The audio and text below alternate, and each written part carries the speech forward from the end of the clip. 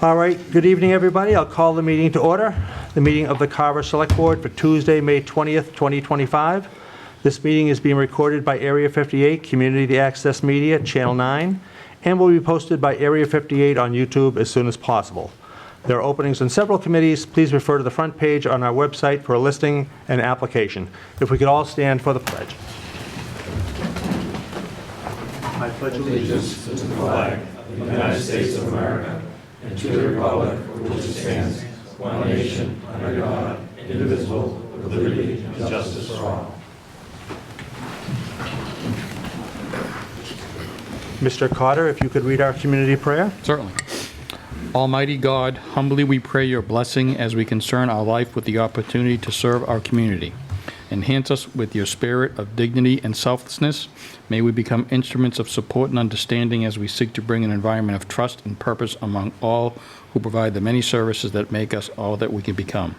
Help us achieve the goals of our commitment in this office that is now our responsibility, and especially we lift our prayers for all the citizens of our community that we have been allowed to serve, that they may discover the fullness and joy of life that we all seek, and keep those serving in our armed forces and our first responders in our hearts and thoughts. Amen.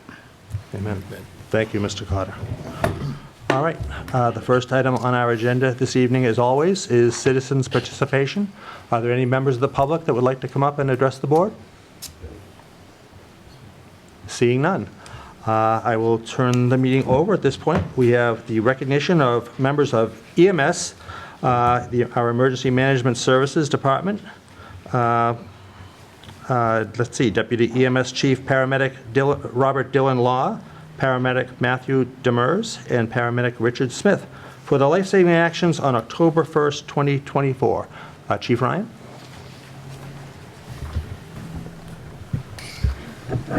Good evening, and thank you for taking the time out of your schedules to have this recognition done tonight.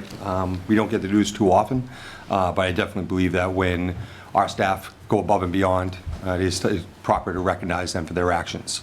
So on behalf of our public safety departments, the select board, and the community this evening, we are here to recognize the efforts made by the members of our EMS department. On Tuesday, October 1st, 2024, at 4:36 p.m., members of the Carver Police and Carver EMS departments were dispatched to a residence for a party that was complaining of chest discomfort as a second ambulance call. Throughout the call, the patient received life-saving care by Deputy EMS Chief Dillon Law, paramedics Matthew Demers, and Richard Smith. A call came into our public safety dispatch center for a patient known they had chest pain. We were dispatched as a second call while the primary ambulance was tied up on another call. Dispatch put out a second call tone was made, which got the response of Deputy Chief Law from the scene of the primary medical call, and then myself responded in ambulance 2 from the station. Both members arrived on scene simultaneously and entered the residence where they found the patient seated and in some slight chest discomfort. The patient was assessed and was decided to transport urgently to a local hospital. Once in the ambulance, the patient's condition began to worsen, and a request for additional manpower brought paramedics Demers and Smith to the scene to assist. Throughout the care, the patient required CPR and multiple defibrillations along with multiple medications to make them more stable. They were brought into the emergency room awake and with stable vital signs. There's no doubt that without the work of the members of the Carver EMS department, this life could not have been saved, as the patient was discharged weeks later and is doing well at home as a member of our department's community EMS program and is seen every 2 weeks as part of that program. Would anyone else think any comments before we go further? Or? Yeah, I just and thank you, Chief, for putting this this together. But it's just one more example, I think, that of the just incredible emergency services we have here in Carver, and we're so thankful for you and for all your department does, and the town can't thank you enough. Thank you. So I just open it up to members of the board, if anyone would like to say anything. Sure, I'll go first. I just want to say, again, thank you. I think sometimes we take EMS for granted because we always depend on you'll always be there. We don't realize how many times you go above and beyond. So again, just want to express my personal thanks for everything that your department does. Same here. Just thank you for being there when you were needed. I mean, that's what's important to the residents of the town is that, you know, when we need you the most, you're there to save lives. I agree. Thank you very much. And I thought round of applause, I think.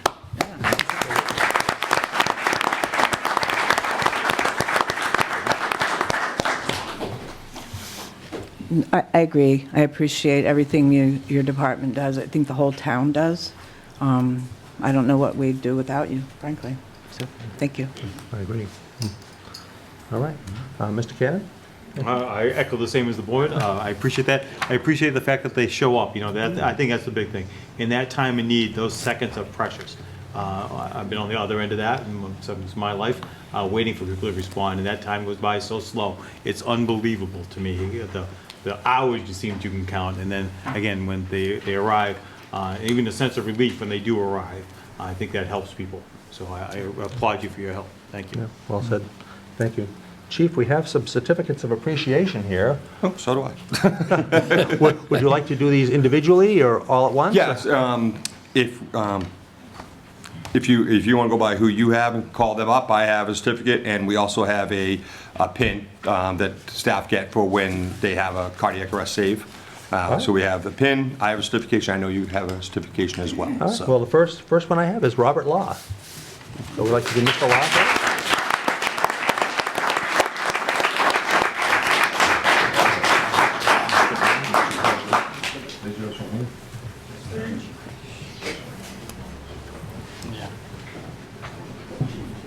Yeah, I gotta get the rest of them. I already gave them mine. Well, Chief, you have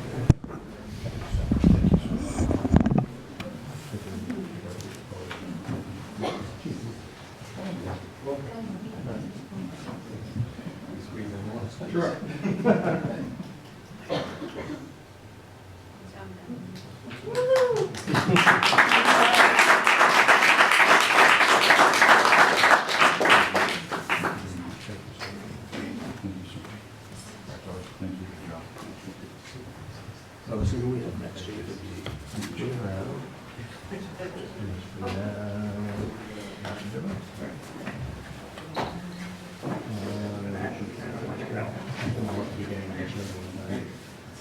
Okay, Mr. DeBarn?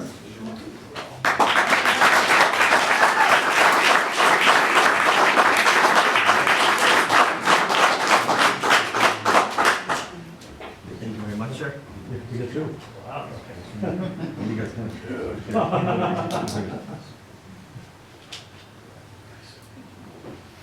Thank you very much.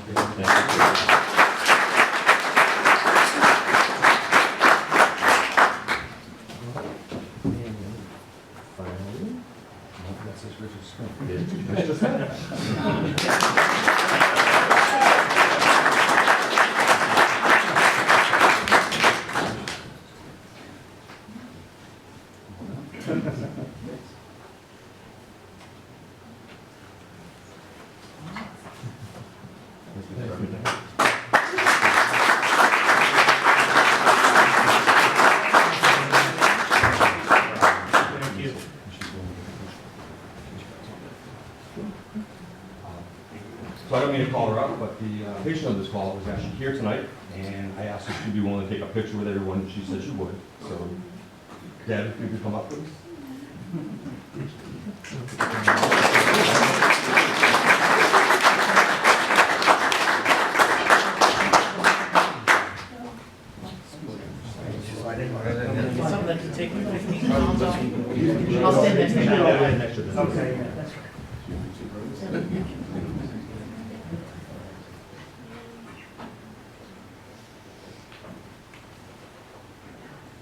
Good.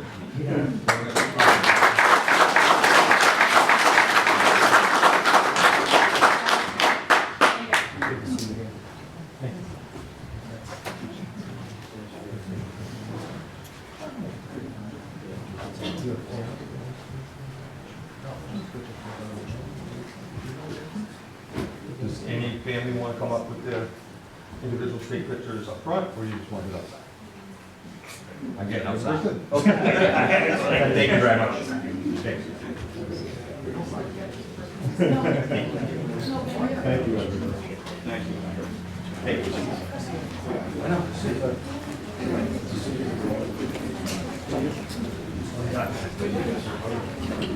Hey, John.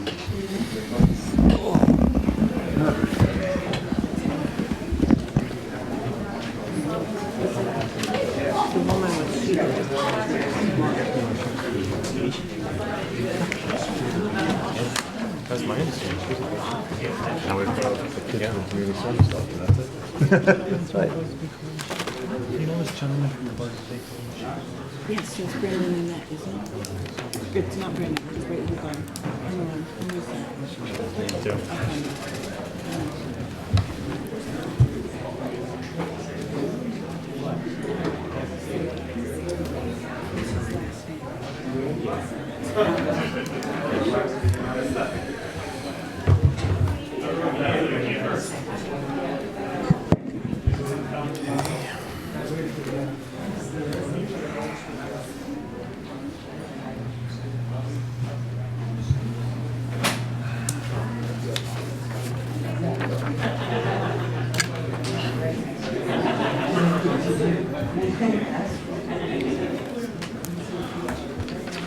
All right. All right, next on our agenda this evening is a presentation and approval of 2 conservation restrictions that will protect the land that will be owned by the Buzzards Bay Coalition. Sir, if you could just come up, introduce yourself for the folks at home.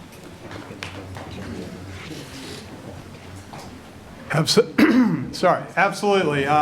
Good evening. I'm Alan Decker. I'm with the Buzzards Bay Coalition, and I'm here to talk with you, as was mentioned, about these 2 conservation restrictions, which are part of this project that you are aware of in some level because it's been talked about at town meeting. It's been talked about with CPA. It's been talked about at the Conservation Commission. So it's the Wee-Wee-Antic River Corridor Land Protection Project.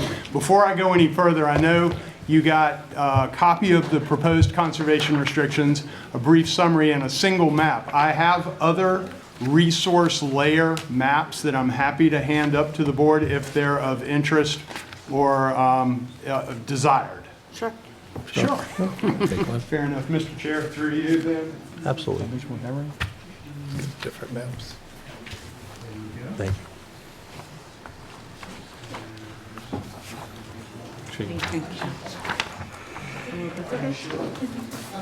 you.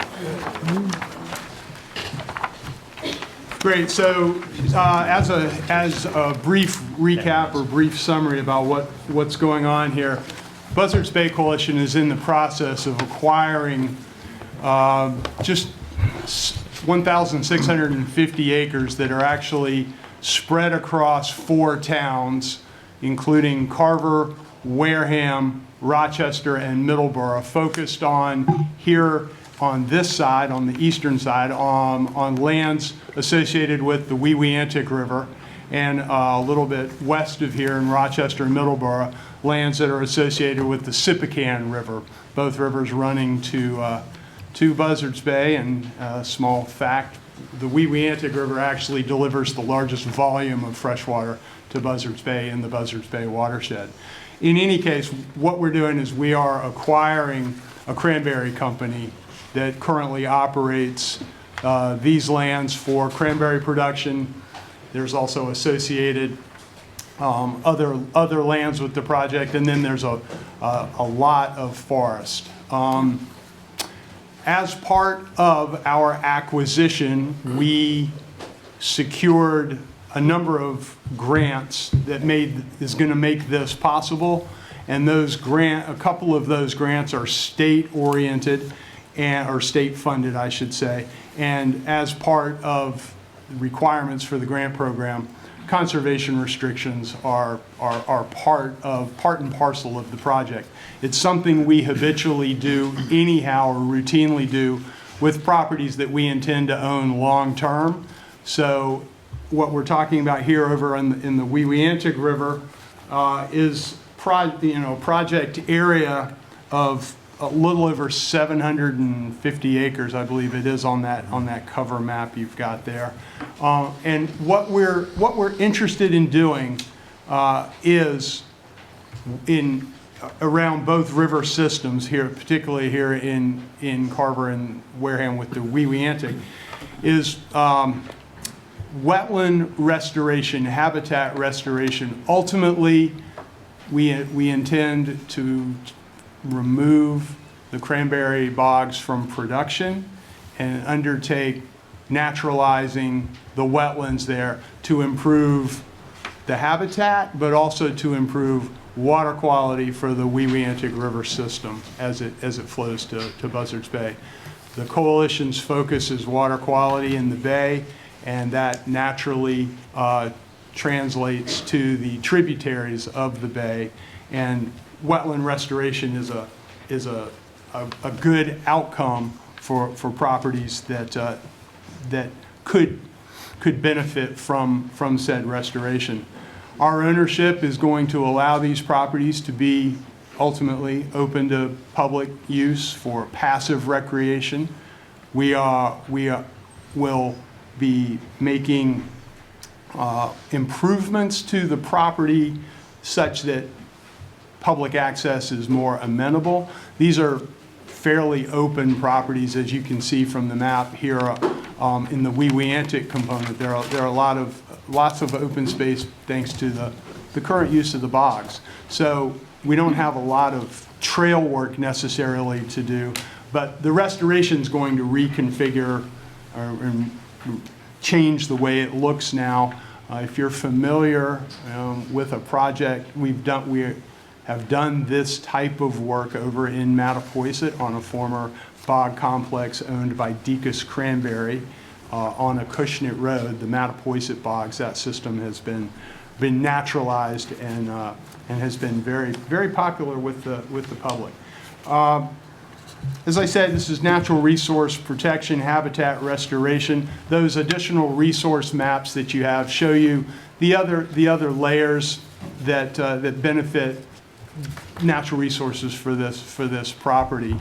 I have been, and in this case, the conservation restrictions, the two of them, the reason that there are two is that enabled us to go after different funding sources. So you'll see one component is outlined in red, or yeah, I'm sorry, yellow and blue. Sorry, I didn't save the, oh, I've got it right here. I should just refer to it. So yeah, yellow and red. The yellow component, which runs along Wareham Street here in Carver, is the landscape portion of this project. You'll see that some of the acreage is in Wareham.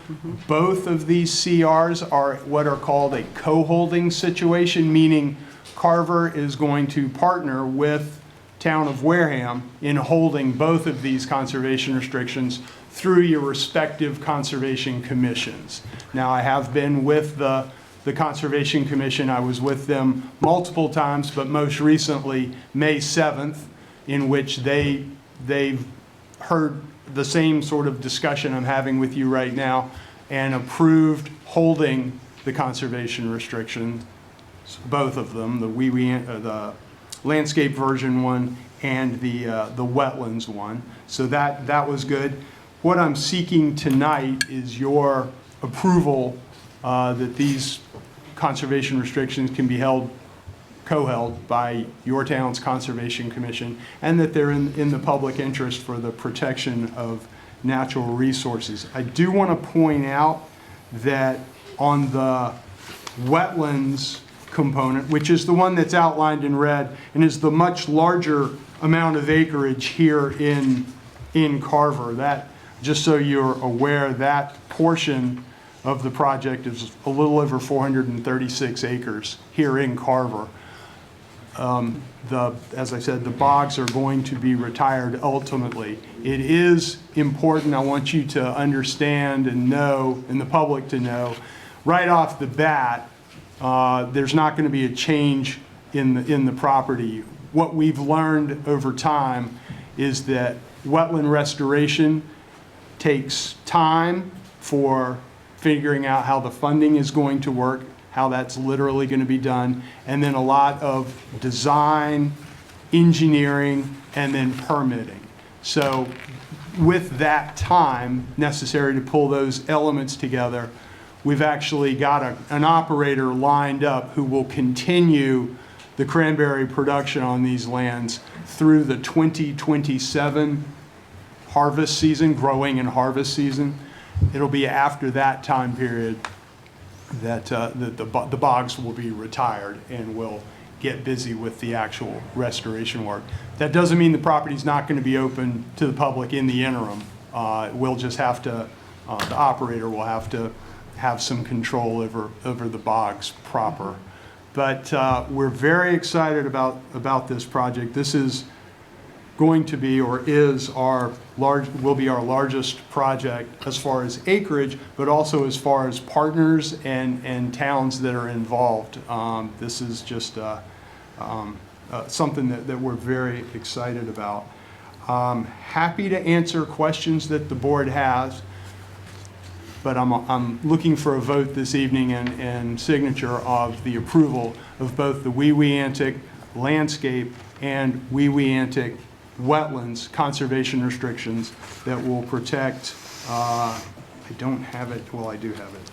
I don't have it exactly in front of me, but I know that the landscape conservation restriction will protect 90 acres here in Carver, but a total of 288, with the balance of that being in Wareham. And then the other conservation restriction, which is the wetlands side, will be protecting 436.18 acres in Carver and 22.45 in the town of Wareham.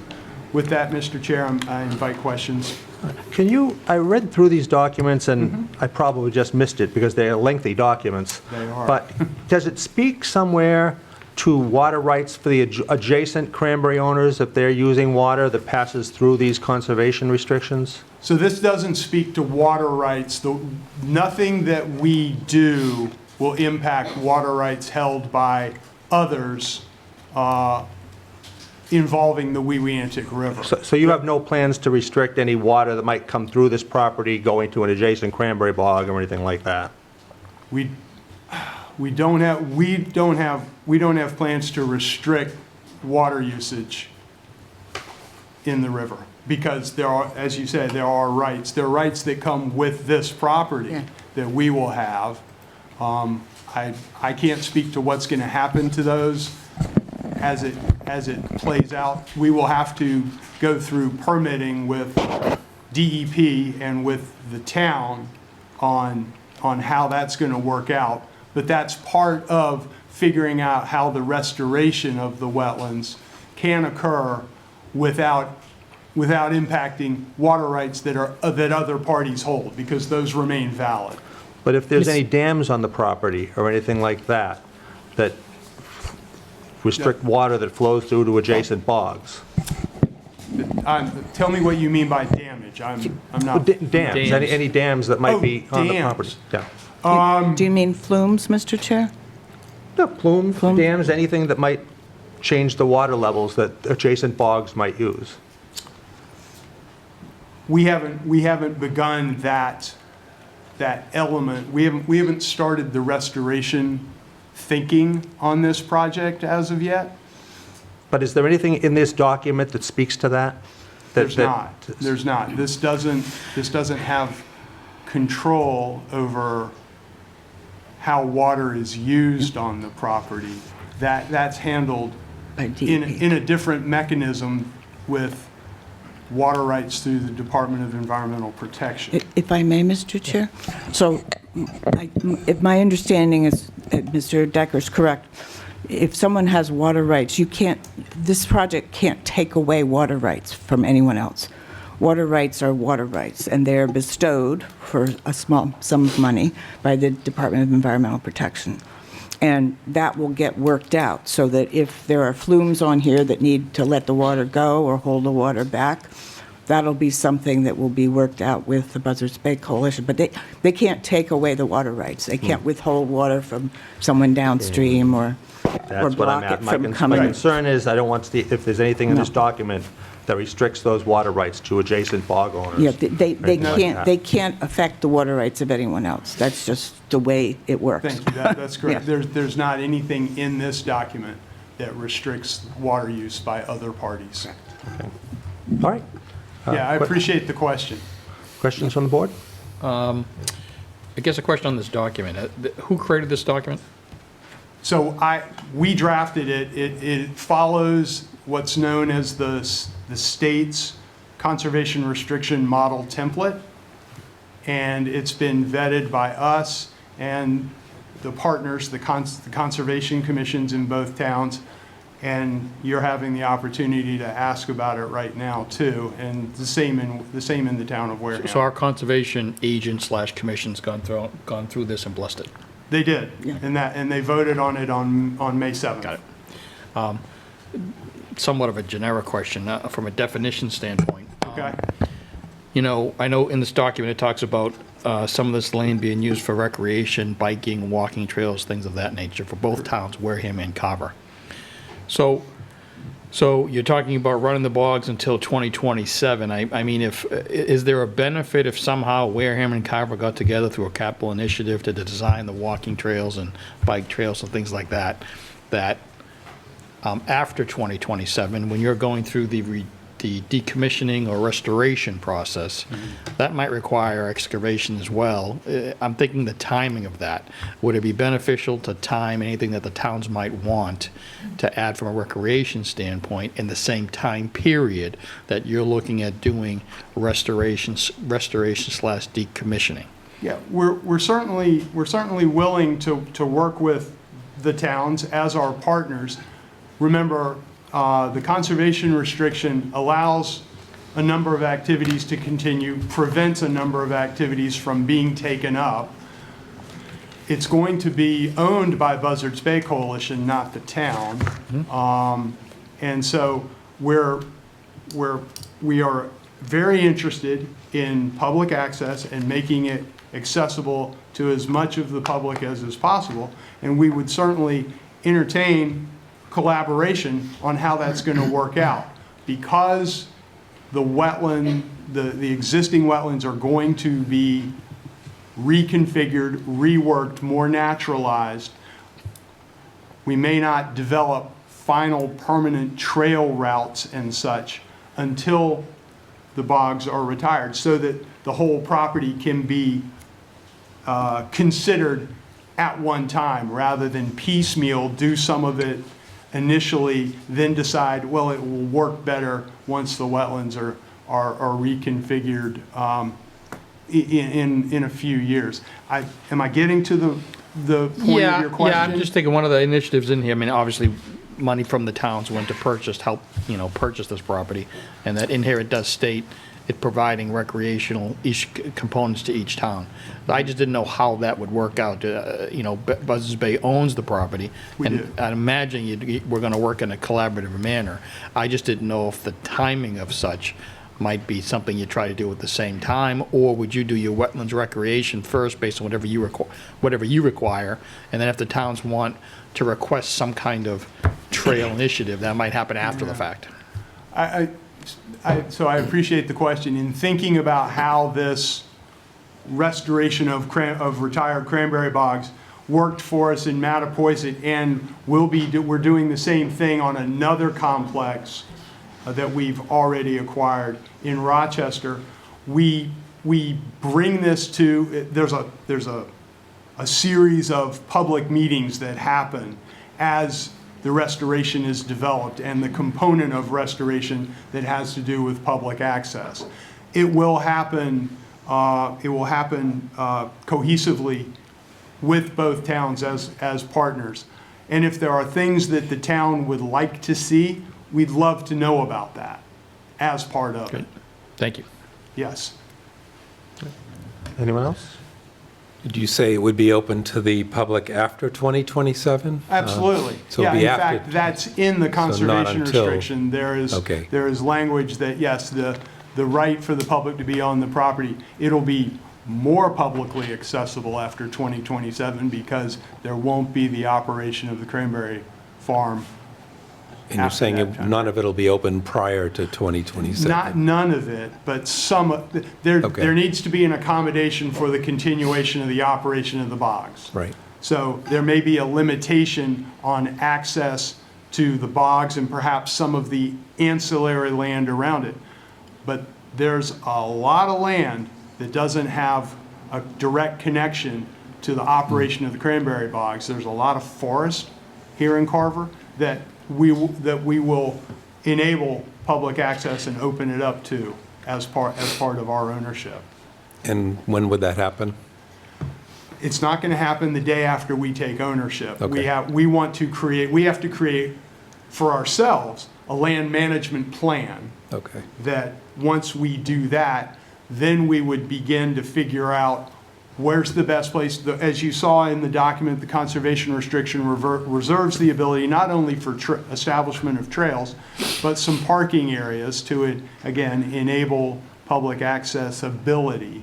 So all of that needs to be planned out and figured out. We have to figure out how to pay for the construction of Right. parking lots and such. I But think- public access will be part of it. And there will be some opening of the property, but Yep. that will come. And then through the chair, last question is, how will the public stay on top of this? Will there be a place they can go to get questions answered or monitor the progress, so they'll know when things become available? We have a website and we have presence on social media. So Okay. those are two outlets. Members of the public who are interested can certainly be in touch with staff at the coalition. We're still putting everything together to actually enable the acquisition of the property next month. This is in anticipation. But Correct. yes, we will absolutely let the public at large know what's going on here, what our plans are, and how you can get out there. Thank you. Thank you. Anyone else? No. All right. Mr. Chair? Yes.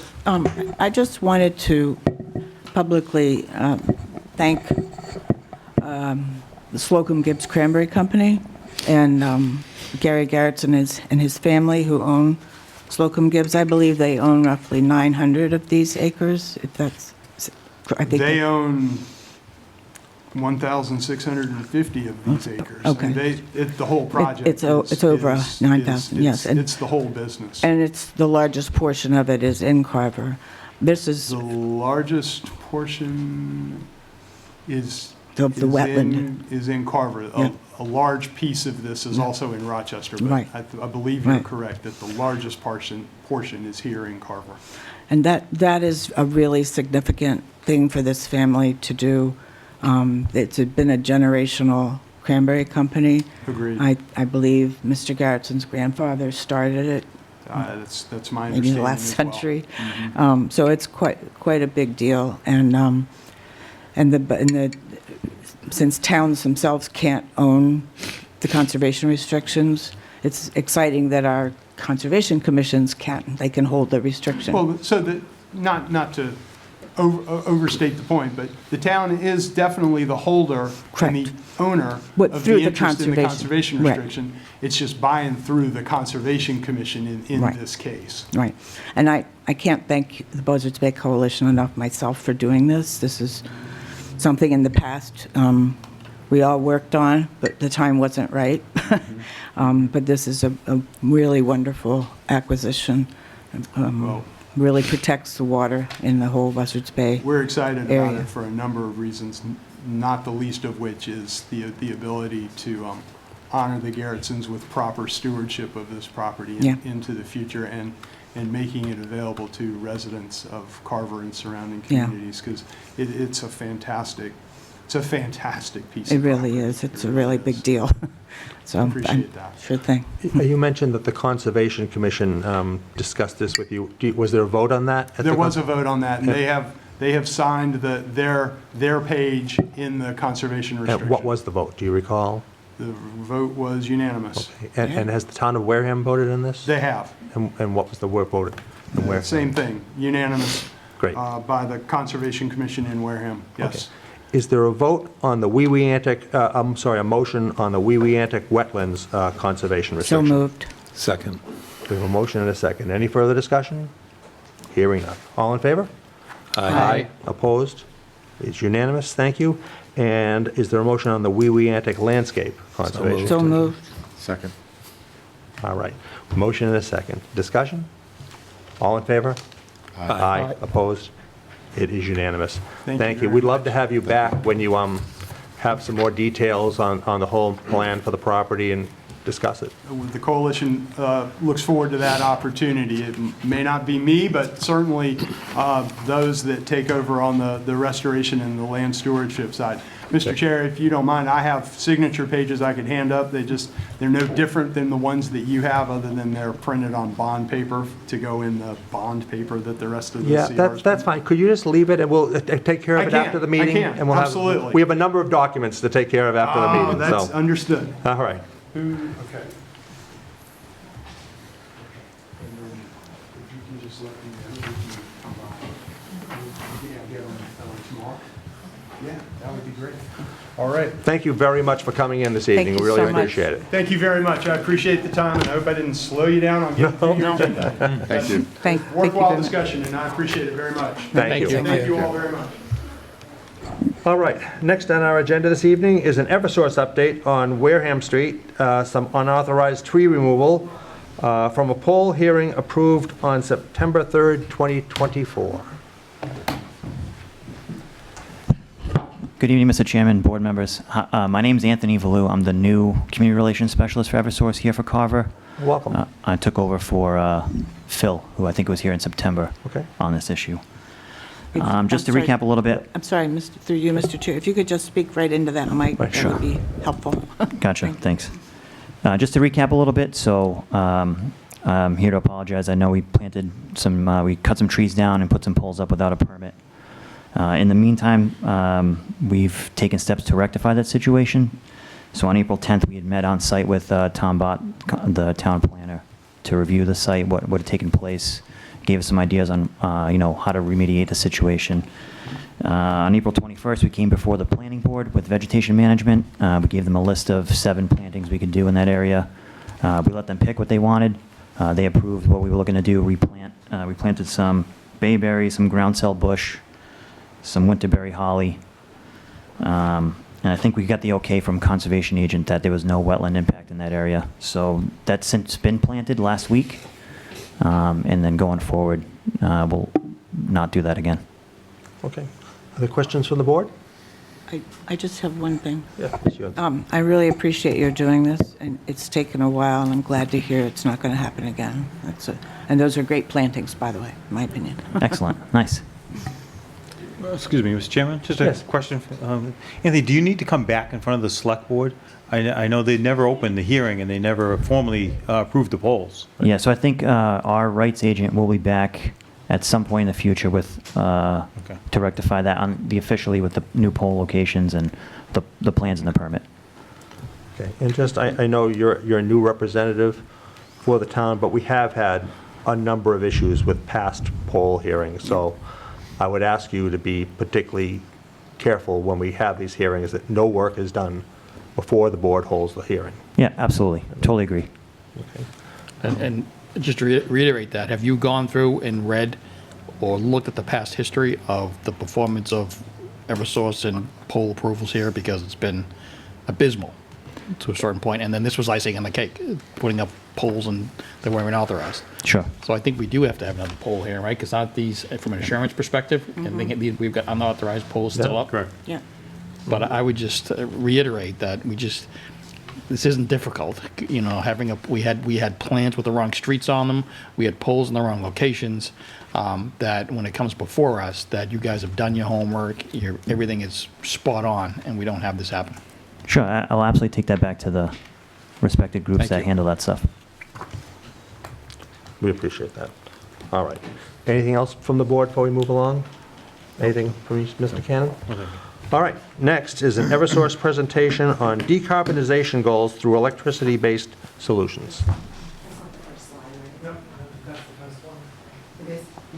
Can I go back? Can you go back? Yeah. We're going the wrong way. There you go. Okay. I think they have it, but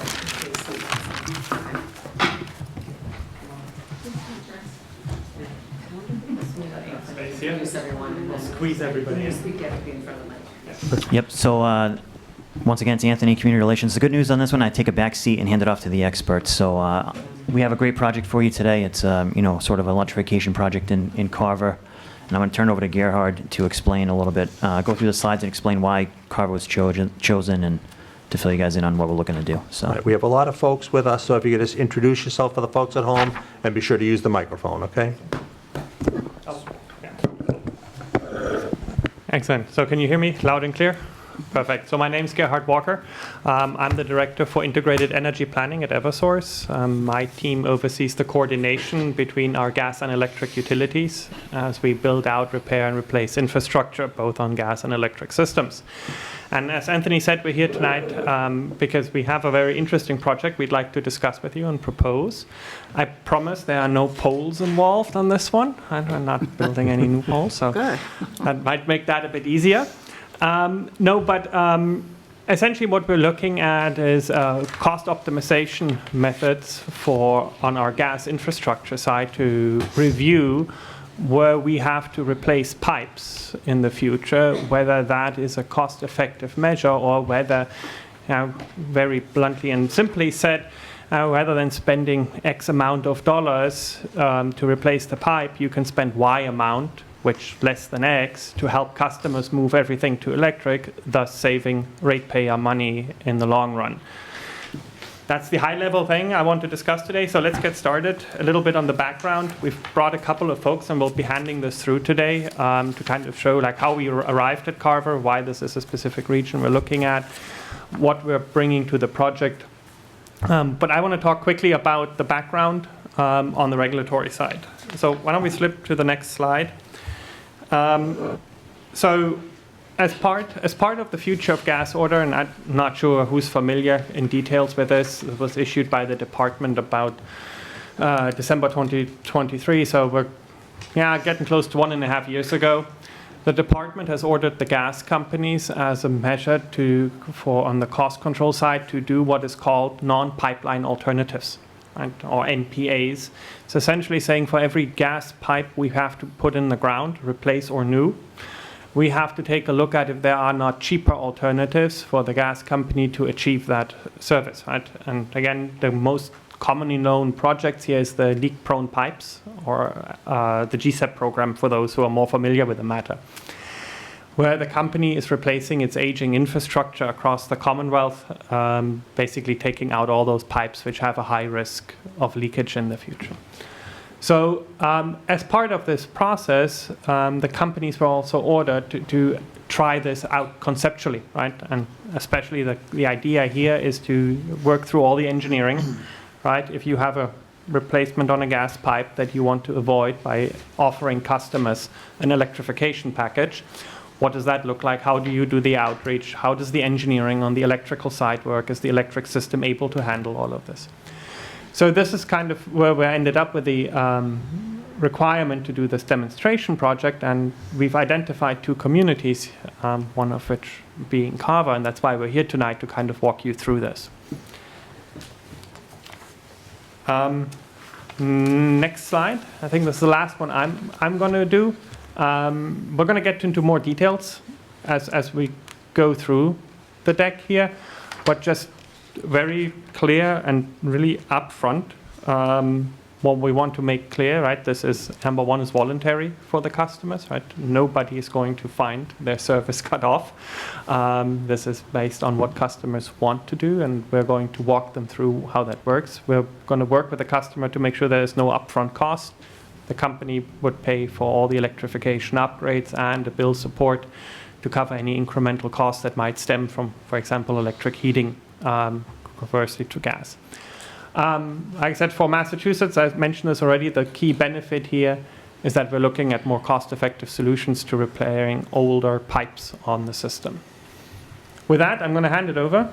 Chris, I think you're next, to kind of walk us through how we got from the engineering side to Carver and why we're here today.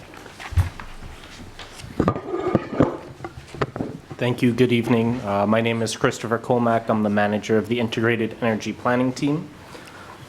On this slide, it really walks us through how we went about assessing the communities where we wanted to reach out to for first. What we did is we took a look at the entire Commonwealth that Eversource serves from the gas perspective, and we took a look at what are the projects that gas may propose in the next 10 years or so.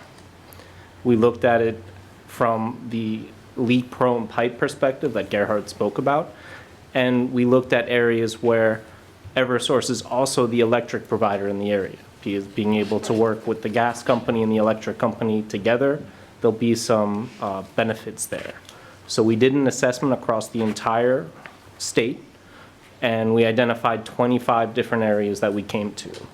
As we continued this assessment process, we took a look at the electric system in further detail to see what areas have been built out to a certain point where there's capacity to be able to accommodate some of this new winter electric demand, so that there'll be minimal type impact to the customers and the community in that area, so we don't have to install new poles or build anything out.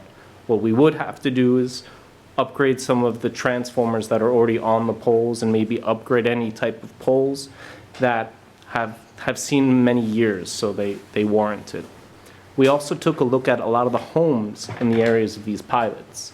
So we started at 25 communities. We worked our way down to 10 communities where we dove deeper into the details.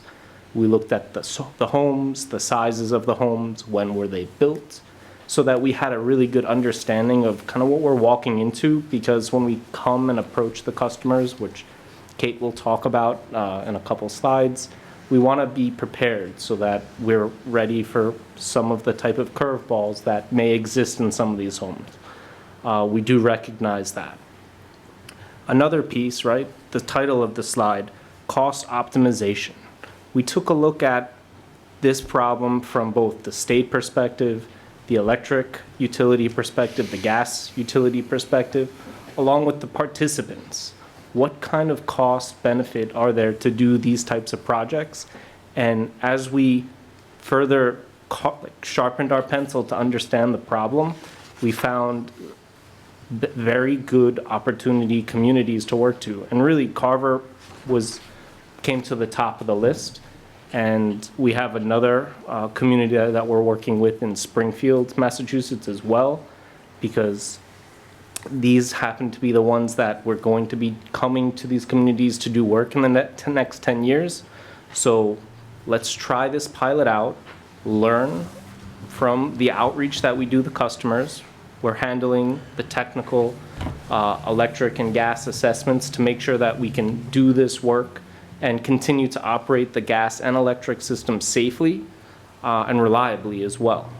And we're excited to see what kind of community engagement is successful in different types of communities. I mentioned Springfield, that's a city, but really in Carver, we want to get to know what the community is here, how it works. We want to speak to people and really understand what's their sense of this. We're not, again, like Gerhard said, there's no penalty in not participating. It's up to the customers, but we believe that we have a cost-effective solution for every individual person in their home. On the next slide, we want to show you, these are the 10 zones that we've identified. Again, just to repeat, if we don't do work in this pilot in these zones, and there's other work that's planned in the town, there's going to be potential gas work in the upcoming 10 years to come and replace the pipe. So we can understand, in order to replace gas pipe, there's digging that might be required, but to install new overhead transformers, you have a truck on the street a day, and the truck's gone at the end of the day after the transformer's upgraded. We have these 10 zones. Some of them are very small. There might be 2 or 3 customers, gas customers here. There are also some that are like roundabout. There might be about up to 40 customers in some of these zones, where our plan is to reach out and talk to customers, if anyone lives there, understanding it. So if you do have insight about these, we definitely, we're here to hear from you and kind of take your input, because we want to partner with you. But really, we're going to go into the next slide and talk about some of the project goals. One thing is, and before I give it to Kate, at the back of the deck, we do have a little more granular details of what streets are included there. We can take questions at that point, unless you want to ask anything now. But thank you for your time. All right, thank you. Good evening, everyone. My name's Kate Peters. I'm a director in our Energy Efficiency Division, and in energy efficiency, we do a lot of engagement with customers, and we help them do projects in their homes. So I've gotten really involved in this very interesting pilot project.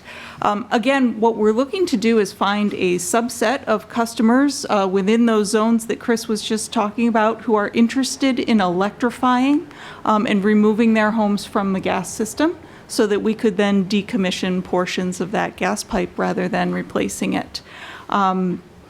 We've kind of talked through the items on this slide, the community identification process. We're learning about the most cost-effective ways to transition off of gas to electric for customers.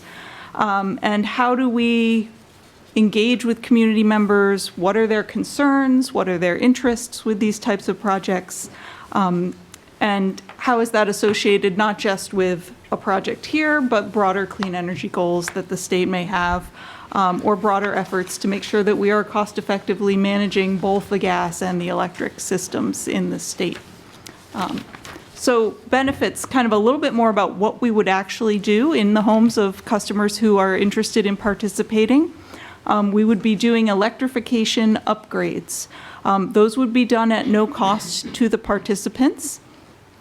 So those are things such as putting in air source heat pumps to replace heating systems, doing needed electric panel upgrades, weatherizing the home to make sure that it's using energy as efficiently as possible and we're not wasting it, heat pump water heaters, potentially for those who have like a gas dryer currently, also replacing those gas appliances.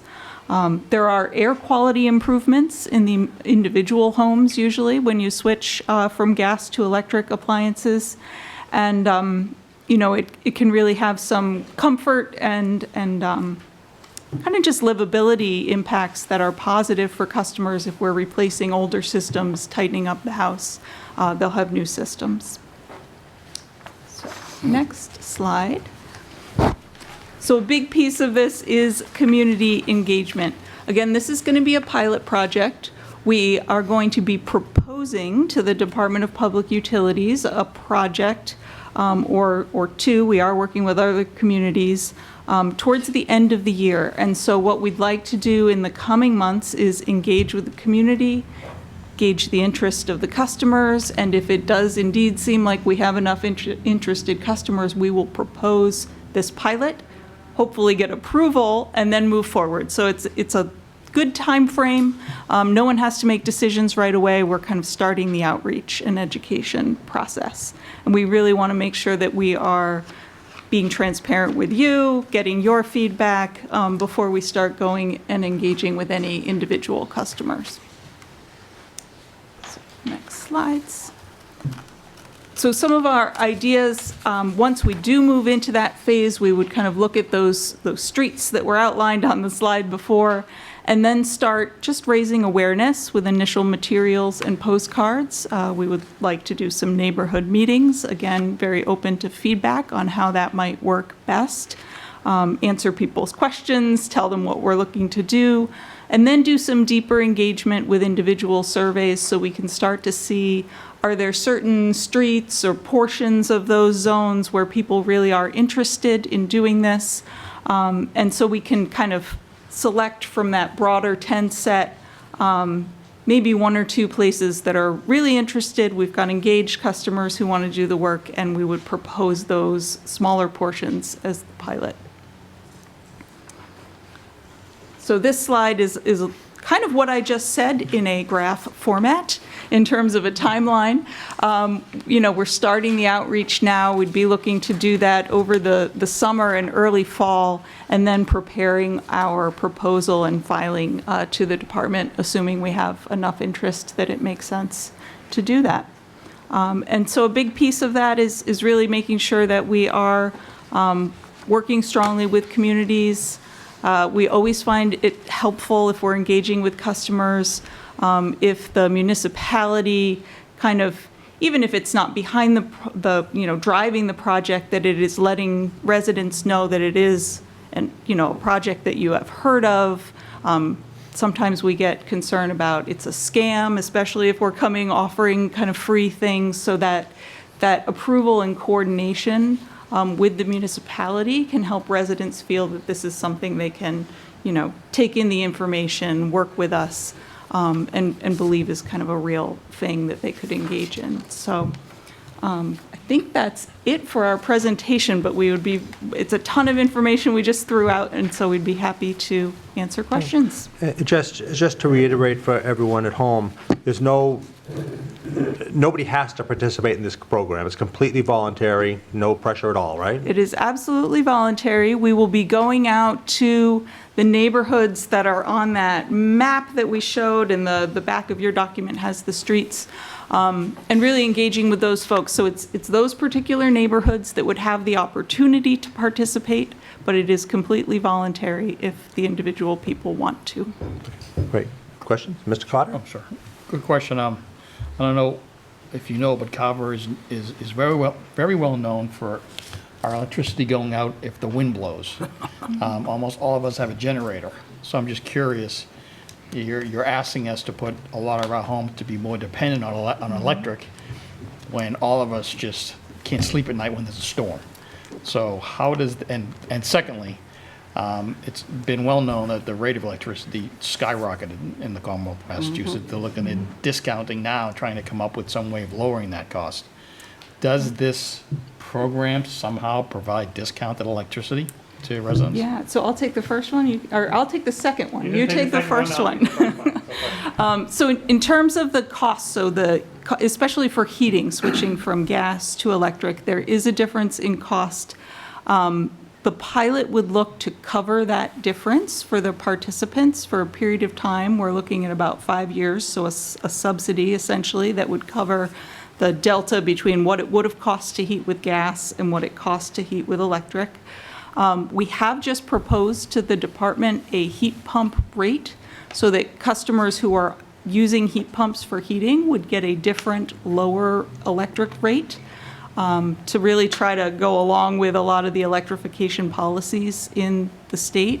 It hasn't been approved yet, but our hope is that that type of rate over time will make it more cost-effective to heat with the electric heat pump options than it does with traditional heating systems.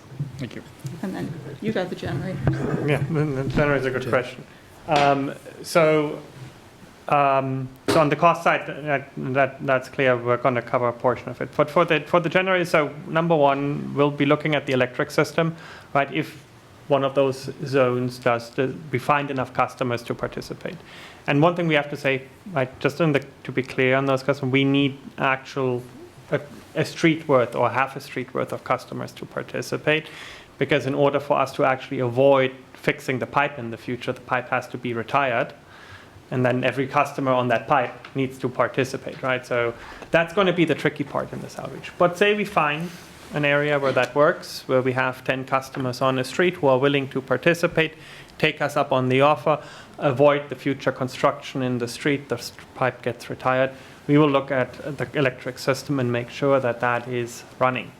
Any upgrades that need to be made to the electric system will be made at that point, right? So with new pole mount transformers if that's required. I'm not going to promise that's no poles, right? If we go out and we fix the pole mount transformer and we notice there's a bad pole in there or tree trimming needs to be done, that'll be done as part of that exercise. Now for the generators as backup, that's a tricky question, right? That goes somewhat within line of other applications where people have gas. So there's multiple options, and this is part of what the pilot is trying to figure out, how something like that might work. Does the generator move over to delivered fuels? Is that an option to back up the generator? Is it a battery solution that can be installed to replace the generator? So there's multiple options to look at this, and we're open for that discussion as part of that pilot.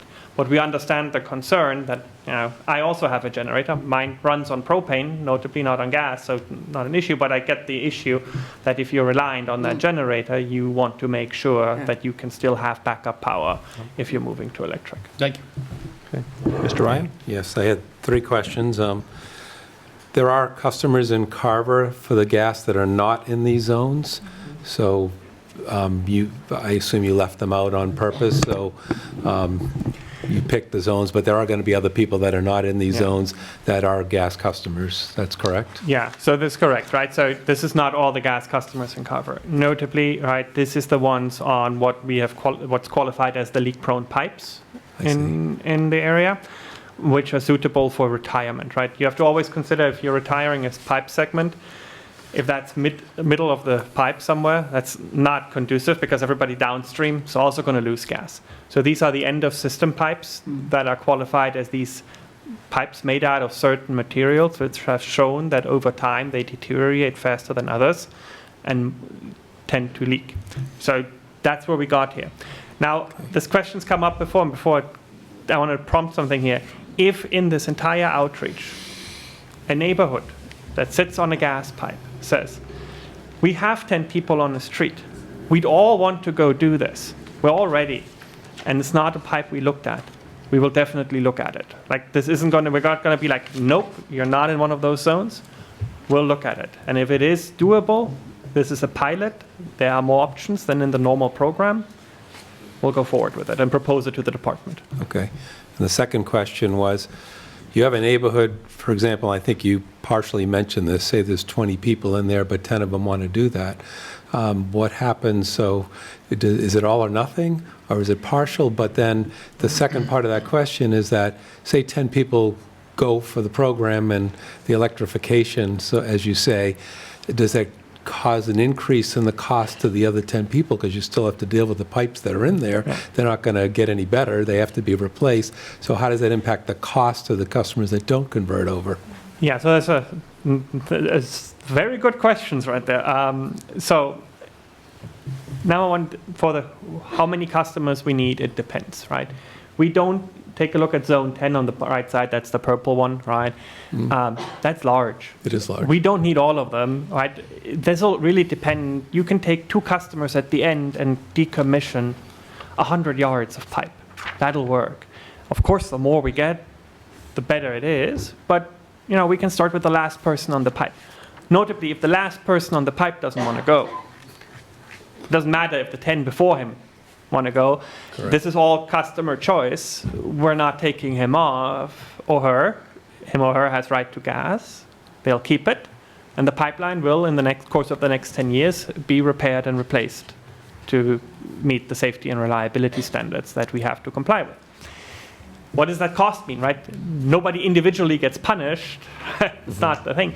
But overall, right, the company then spends money on the pipe replacement, which we have deemed would be more expensive than the electrification.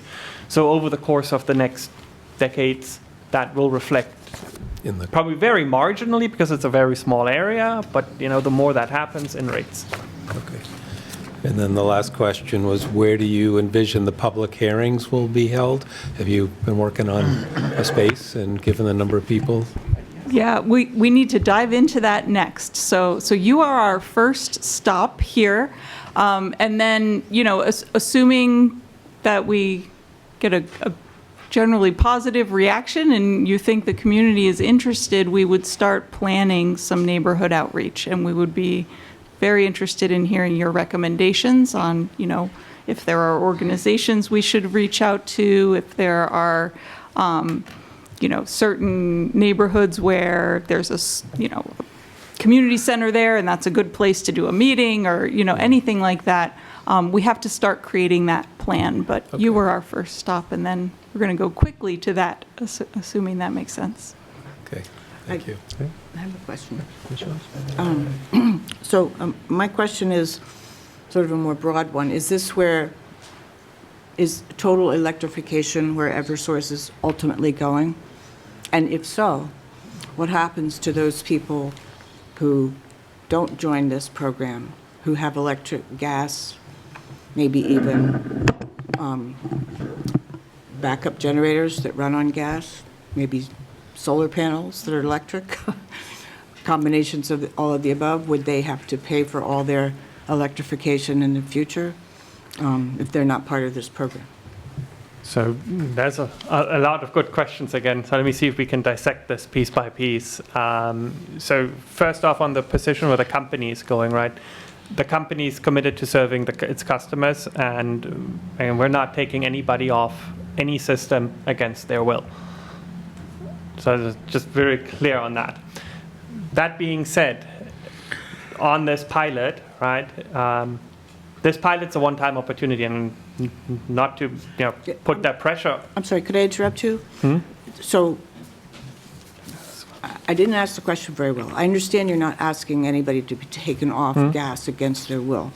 The problem is if you upgrade certain lines, and then this part of town doesn't have that upgrade, we have found this to be true for landlines, for example, with a different utility company. They just don't get fixed because they're old and, that's not our problem anymore.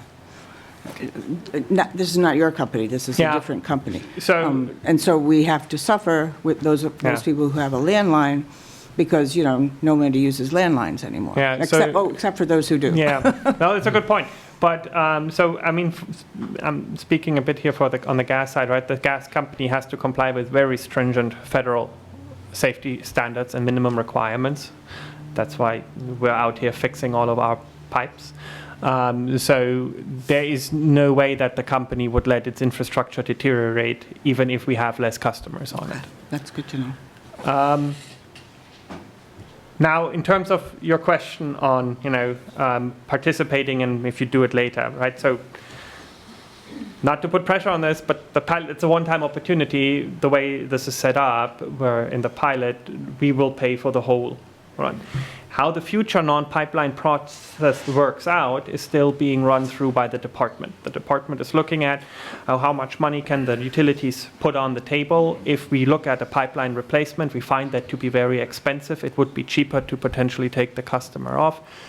The department is still going through this process and has issued orders in recent weeks to figure out how much money the companies can put up. I don't know what that's going to look like 2 years from now. We know what this pilot looks like, right? So this is a really cool one-time opportunity, especially with the amount of support the company's putting on the table to see if we can make the economics here work for the company and for the ratepayers as a whole, to make sure that we're not replacing pipes where it is cheaper to electrify. Anyone else? One last question. If your pilot's successful and people then convert, and again, 5 years from now, when the subsidy's gone and now their rates go through the roof, there's no going back, right? Because you've decommissioned the line. Right. Yeah. Yeah, that's the catch, right? The pipeline will then be decommissioned. That's the thing. All right, Mr. Cannon, do you have anything? The only thing I can tell you is that we did put them in touch with Tom Bott. He attended the first meeting with us to help with the community outreach, maybe give them some locations and community groups to reach out to. So we'll continue to work with them. I think this is a pilot program that should move forward. Right now, it's a discussion phase. So let's kind of see where it goes and see if we do have a neighborhood that's interested in it. Yeah, one of the locations I noticed on here is Meadowbrook Way, which is the housing authority. So obviously, they'd want to have a meeting over there. But please come back and keep us informed as you move through the regulatory process. We'd like to know where things stand. Absolutely. For sure. All right? Good. Any other questions? Nope. Anyone? All right, Good. Thank you. we appreciate you coming in this evening. Thank you.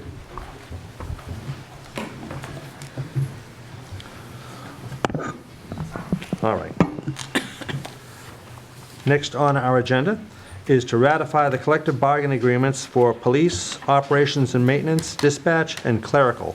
The board has not moved far enough in our negotiations to take action on the clerical this evening, but we will take action on the other three. So on the a collective bargaining agreement for the police union, is there a motion? I'll make a motion to approve. Second. Second. You have a motion and a second. Discussion? Hearing none. All in favor? Aye. Opposed? It is unanimous. Thank you. On the dispatch, is there a motion? Make a motion to approve. Second. A motion and a second. Discussion? Hearing none. All in favor? Aye. Aye. And finally, on the operations and maintenance contract. Make a motion to approve. Second. You have a motion and a second. Discussion? All in favor? Aye. Opposed? Opposed. And through you, Mr. Chair, just want to explain that the only part of this contract that I've got concerns with is the calculation of the base rate. Other than that, I support the contract. Okay, thank you. So 4-1. Thank you. All right, next is an appointment to the Southeastern Regional Planning and Economic Development District Joint Transportation Planning Group. The recommendations are John Woods with an alternate to be Chris Vincent. Is there a motion So moved. Second. on, motion to both on Yes. John Woods? Yes. Okay, motion and a second. Discussion? Hearing none. All in favor? Aye. Aye. Opposed? It is unanimous. Thank you. Mr. Cannon, Town Administrator update. Yeah, Mr. Chairman, do we want to take something out of order? I do know we have the Finance Committee here. Would we want to? I think we probably only have another Okay, 5 minutes I to can go. go- So I I can go don't fairly quickly. see a lot of long discussions in front of us, so I think we could probably move. Very good. Try to. I do want the board to know, at our last meeting, we talked about having a joint meeting with the North Carver Water District. I did reach out to the chairman of the North Carver Water District. At this time, he is not interested in having a joint meeting. He particularly mentioned, well, he wants to see where the legislation goes. So I'll reach back out to him once we get moving forward with that. The draft legislation, along with your authorization, has moved forward to the State House. I'll check as it progresses through the approval process, but I'll let you know as we move forward. Please just let the North Carver Water District Board know that as we work through this, period where we transfer from them to the town, the Select Board stands ready to work with them if they so desire. I will let them know that. I know, the pickleball courts we always talk about, the hydro seeding has been completed down, they're getting closer and closer. They are still waiting for the perimeter fencing and then the painting of the court themselves. We are still looking for hopefully a June completion date. The COA deck is, as far as I know, the work has been completed. They're waiting for their final inspection from the building commissioner. So I'm not sure if there'll be a punch list item there, but just substantial completion there. But you need to sign off from the building inspector. And then my only opera update is the town hall generator is scheduled to replace on Monday, June 2nd. So that's one of our last opera projects there. We are still working to replace or decommission the wells along Plymouth Street, and we continue to work on that project. And we'll update you as we move forward with that one. Great. One of the things that comes to my attention, Mr. Chairman, and I know the board has been out to the Cranberry Point battery storage unit. They're getting closer to coming online. I just want to remind the board that some of the safety procedures that are out there, Carver Fire Department attended both those meetings with us. They do have an emergency response plan. A comprehensive emergency response plan has been established, authored by industry experts and professional engineers in conjunction with the Carver Fire Department. The hazardous mitigation analysis, this document takes a broad look at all the safety designs at the facility, ensuring that they are designed and engineered properly. There certainly is code compliance. We've had our code enforcement officers out there continuously. The battery storage unit system are subject to numerous codes and standards. Cranberry Point meets and in many cases exceeds the state and national requirements. On safety and technology, Cranberry Point has multiple safety systems designed to prevent fire emergencies from occurring and reliable mitigation components to efficiently manage any emergencies that do occur. And then it has been reviewed by a third party at the expense of the developer. A third-party engineering review has been conducted for fire code compliance. The report confirms the design and all of aforementioned documents meet and exceed the requirements as set forth. I do know, talking to staff, the staff at Cranberry Point has been very responsive to all the needs out there, answering all the questions. So the town staff, we feel very confident as it moves forward and again, gets ready to come online. So. And if anybody had questions on the safety concerns, they could certainly reach out to the fire department. Correct. Who's conducted those investigations, who's been over there, so they could check that out. Are there any questions from anybody? Anything else, Mr. Cannon? Ms. Hughes? I just wanted to say that for those who do have concerns in the public eye, this is a very different situation from the types of situations we heard about several years ago, out-of-control fires and so on. Those, in particular the one in Arizona, didn't even tell its fire department what was going on. So this is a really safer, much safer situation, which is good. No, absolutely. Correct. There have been open lines of communications. The Carver Fire Department has been involved in every step of the way. So they're very confident. Multiple inspections. Yeah. So. I do know on your chairs tonight was the schedules. This is one thing we talked about at the end of town meeting, just getting ready for FY '27 season. You'll see there is a budget schedule in front of you. I think one of the main points I want to bring, and I know we didn't have it this year, and I've done it in other towns, is to have a meeting of the select board with a full warrant is presented to the board for kind of, go through it all, just like we did, individual articles. That's the way it's going to happen as they move forward, as they get, approved by town council, come to the board for approval. But one last look at the entire warrant before it gets published. And you'll see, I'll give you a chance to review this. It will go up on our website, but again, after I get a chance to talk to individual members.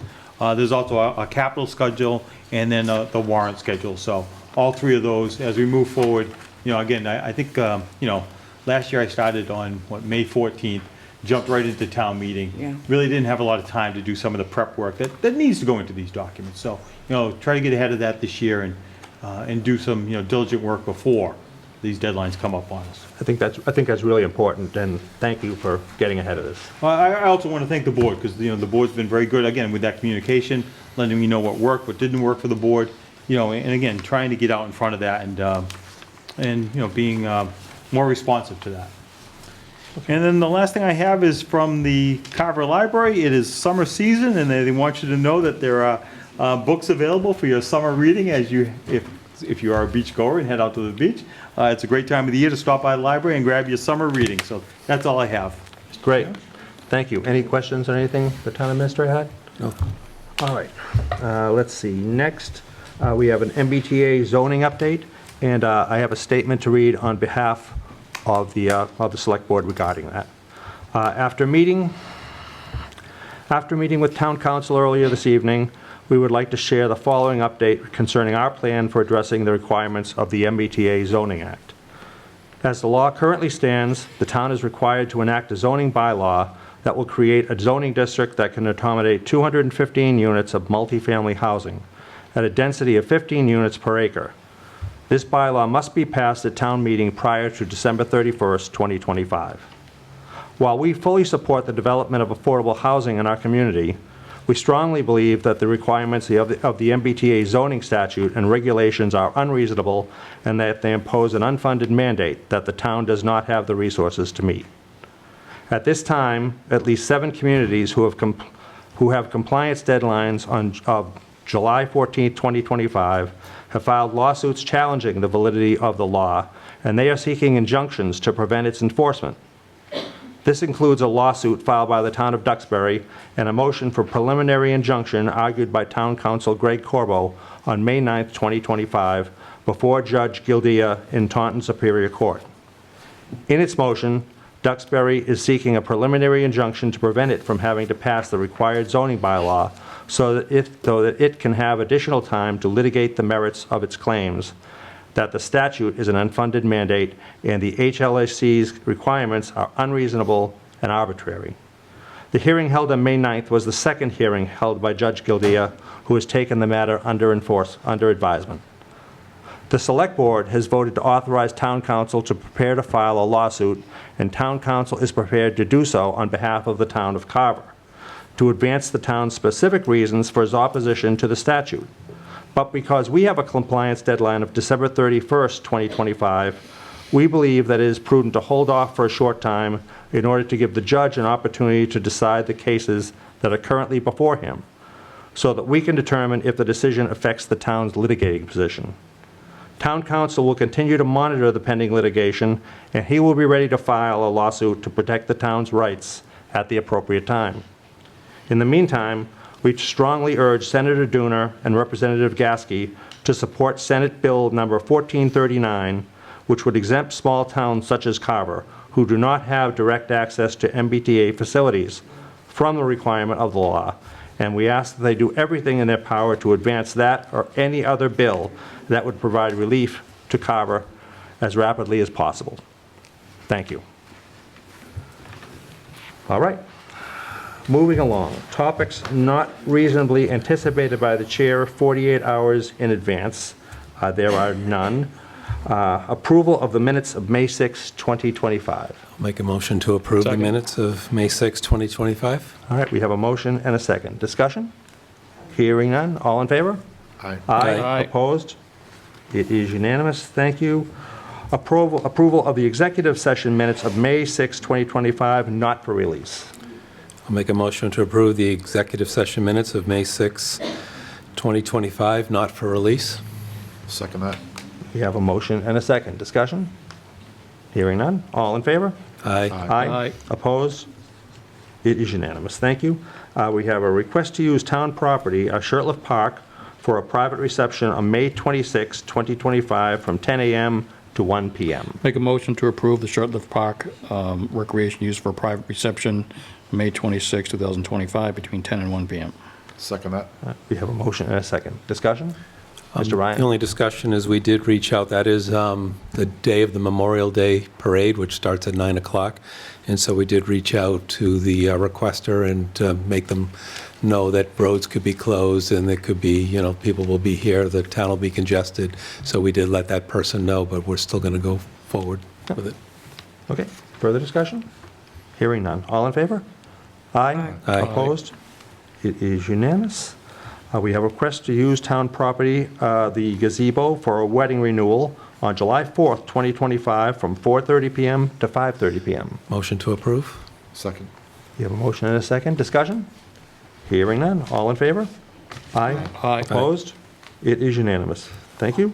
And finally, we have a request to use town property, Shirtliff Park, for Carver Cub Scouts on June 7th, 2025, from 3 p.m. to 7:30 p.m. Motion to approve? Second. Motion to approve and a second. Is there any discussion? Hearing none. All in favor? Aye. Opposed? It is unanimous. Thank you. Select Board announcements. Ms. Ewens? Oh, thank you, Mr. Chair. So the first thing I'd like to say for an announcement is that if the kids here from the high school have heard lots of words thrown around here, like the warrant, town meeting. This is not a town meeting, by the way. This is a select board meeting. SERPED, all these different acronyms. If you have questions, please direct them to the select board's office about what some of these terms mean, because it's actually very interesting what we do, but it doesn't seem that way if you don't know what they mean, the words mean. Just thought I should throw that out there. The other announcement is, please don't forget Memorial Day, which is Monday, May 26th. And as Mr. Ryan said, the parade steps off at 9 a.m. at the Sons of Veterans Hall across the street here on Main Street from the funeral home. Hope you're all there. No? Mr. Hoffman? Let's remind everybody about the Memorial Day Parade as well, so come on out and get to see us march in the parade. There you go. Mr. Carter? First, I'd like to apologize for the high school kids coming here tonight, because this was a long one. Sometimes the meetings are about an hour, but you picked a bad one. So I'd just like to wish everybody a happy Memorial Day, and I hope I see everybody at the parade. Thank you. Mr. Ryan? Okay. The Airport Advisory Committee is meeting this Thursday at 6 o'clock at the airport for anyone who wants to participate. There is a citizens participation part of that, too.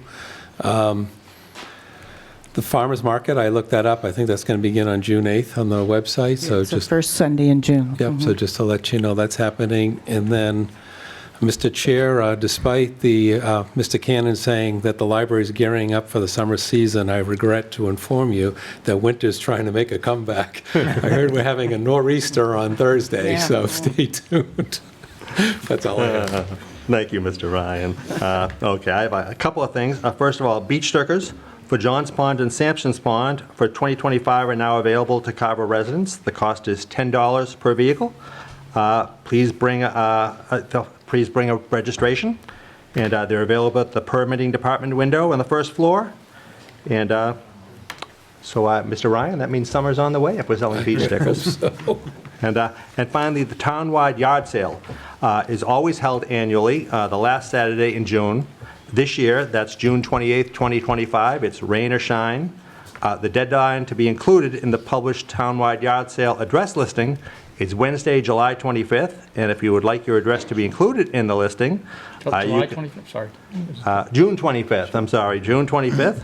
And if you would like your address to be included in the listing, please submit your full Carver Street address to shelby.roy@carverma.gov. And with that, our next meeting will be June 3rd, 2025, and at this time, we will adjourn for we'll go into recess for 5 minutes, and we'll come back for a joint meeting with the Finance Committee. So we will be in recess for 5 minutes. All set?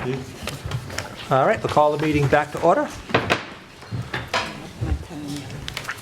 All right, we're back in session. We're here for a joint meeting with the Finance Committee. Mr. Mahar, would you like to call your board meeting to order? I would. We have a quorum tonight, and we'll call the Finance Committee meeting to order at 7:45. All right. All right, again, we're here for a joint meeting with the Finance Committee.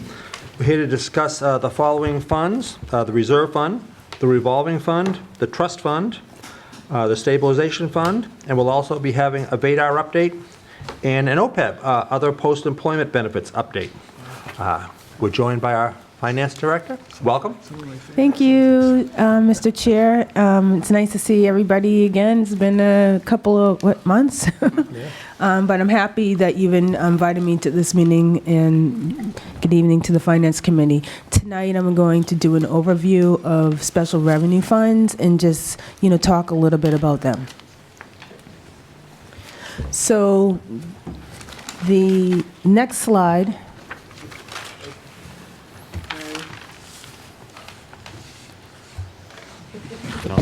is going to be an overview of the funds that I'm going to review. The first one is the receipts reserved for appropriation, the reserve fund, revolving funds, stabilization funds, trust funds, and OPEB. I'm going to go over definitions of what they are, why we use them, when we would use them within the budget and within the warrant. There have been questions that have come up in previous years in terms of the terms that we're using, but state law dictates how you can use these different funds, and so I'll go through that. If you have any questions, feel free to ask. Thank you. So, the first fund that I'm going to go through is the receipts reserved for appropriation, and these funds are appropriate funds, which are from proceeds that are embarked by law and placed in separate funds for appropriation for particular purposes. So pretty much, I won't go through all of the definitions, but I'll just kind of explain it in terms of how we use it here in Carver. Receipts reserved for appropriation is revenue that we receive from services that are provided, and those funds are appropriated in the general fund budget, and they're transferred from the special revenue fund. So we have ambulance receipts reserved. That means money comes in through ambulance charges, and these expenses, this revenue is used to offset expenses primarily related to ambulatory services. So in the town of Carver, we have the emergency medical services, which people know as EMS. And every year, they bring in money through their ambulance fees that they charge for people taking ambulances. And that money is used to fund their operating budget. Their operating budget resides in the general fund with all the other departments, like fire, police, all of the departmental budgets. And then during the fiscal year, we transfer money from this is a special revenue fund, receipts reserved for fund, into the general fund to cover the expenses. You cannot spend out of a receipts reserved from appropriation fund. It strictly has to be a transfer, and that is what's voted within our town meeting budget, where we're transferring funds from available funds, and this is just one of the type of revenue sources in funds that we have. The second reserve for receipt fund that we have are the cemetery lots. So there's 3 cemetery lots that we bring in revenue from. One is the Central, Lakeham, in Union. And so we bring money in when there's burials and, different things that happen in the cemetery. And that money is used over the last, I'd say, past 3 or 4 years.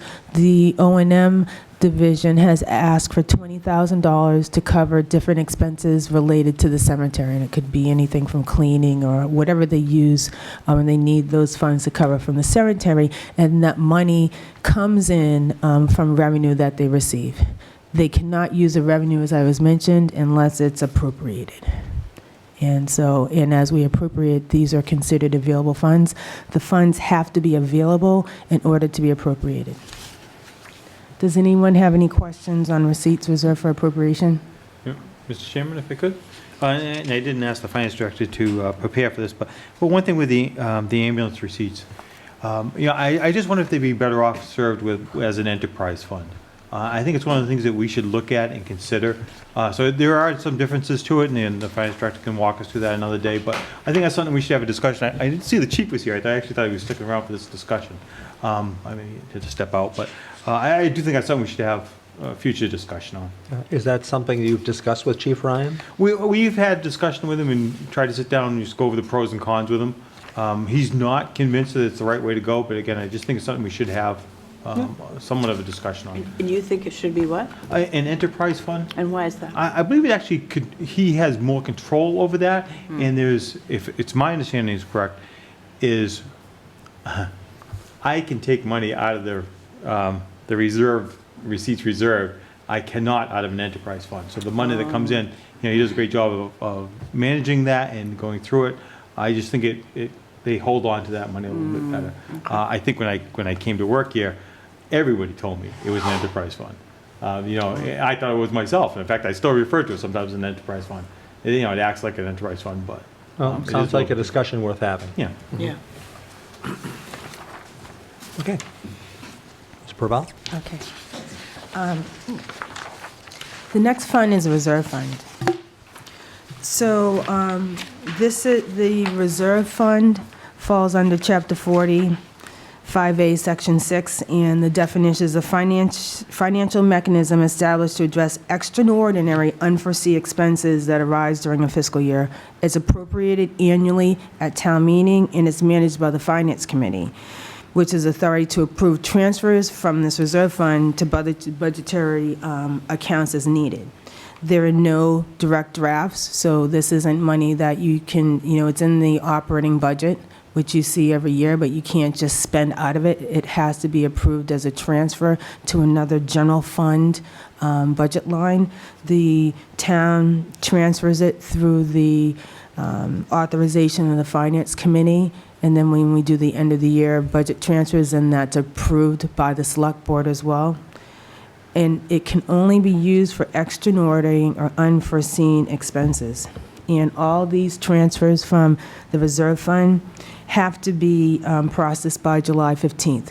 Some of the other things, in regards to reserve fund, you cannot have an amount that exceeds 5% of our previous year tax levy, and that doesn't really, we don't fall under that because we only appropriate $175,000. This reserve fund is established as a line item in the annual budget. As I was saying before, it also cannot be earmarked for a particular purpose. It's strictly as a fund that can be used for extraordinary expenses for departments that may have a cost that comes up that they weren't predicting, and the transfer is required to use the money. Any unspent funds at the end of the fiscal year will roll into free cash.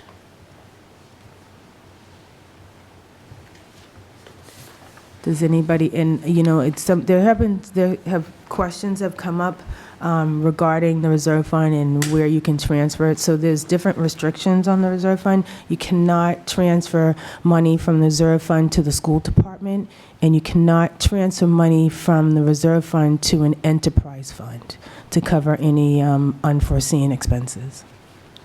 So, to you, Mr. Chair, question. You can't make a reserve fund transfer for a school request? No, you cannot. We have in the past. Not for, under state law, it's not allowed.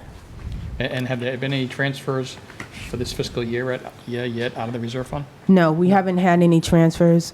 On June 4th, we have a department head meeting, and we've been working with departments over the last couple of weeks, just finding out if they have any unforeseen expenses that may come up, if they have any shortfalls, and we'll be putting that list together, and that list will be presented to the select board if there's transfers within the departments, and then if we need any transfers from the finance committee, that will go through to the finance committee first. So those transfers will be coming up pretty soon. Last year, I mean, the latest date that we can do a transfer and have it approved by the select board is July 15th.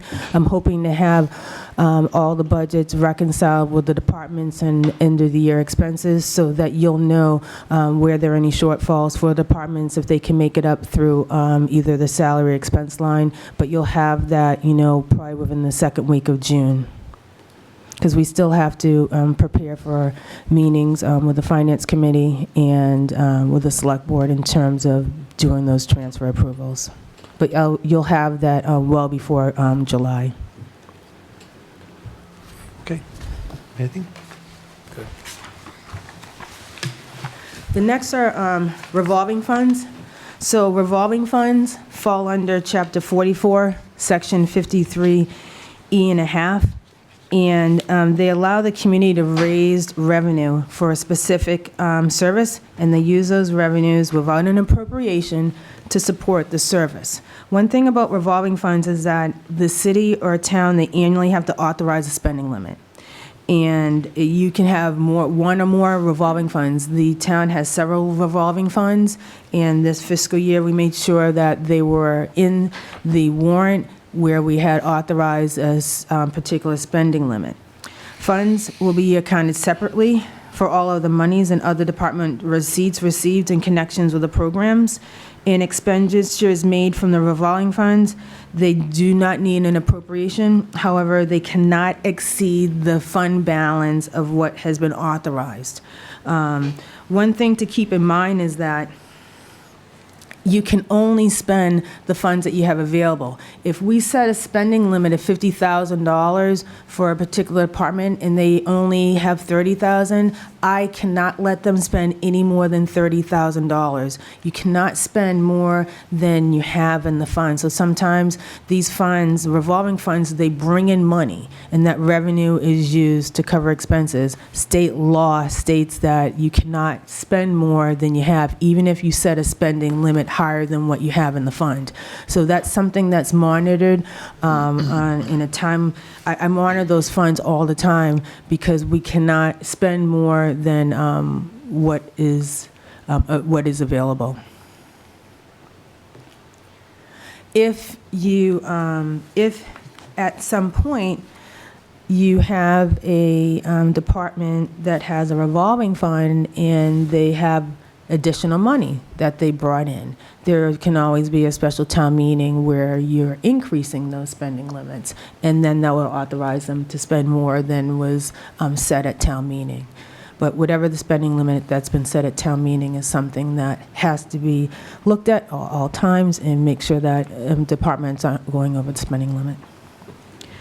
And with the revolving funds, there are a couple of revolving funds that fall under Section 53(5)E, and those revolving funds don't require a spending limit. Those funds are funds like the school lunch fund, extended day program, adult education. A lot of the money for those funds come from the USDA, state reimbursements. Sometimes you'll have donations, and that money doesn't require appropriation, and it doesn't require spending limits. So we have those funds that, mainly within the school department, that they use as a source of revenue.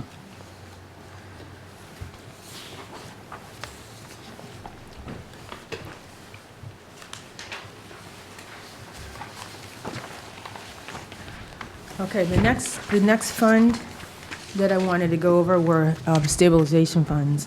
So a stabilization fund is a type of reserve account used by municipalities to set aside money for future needs, emergencies, or to stabilize the town's finances during economic downturns.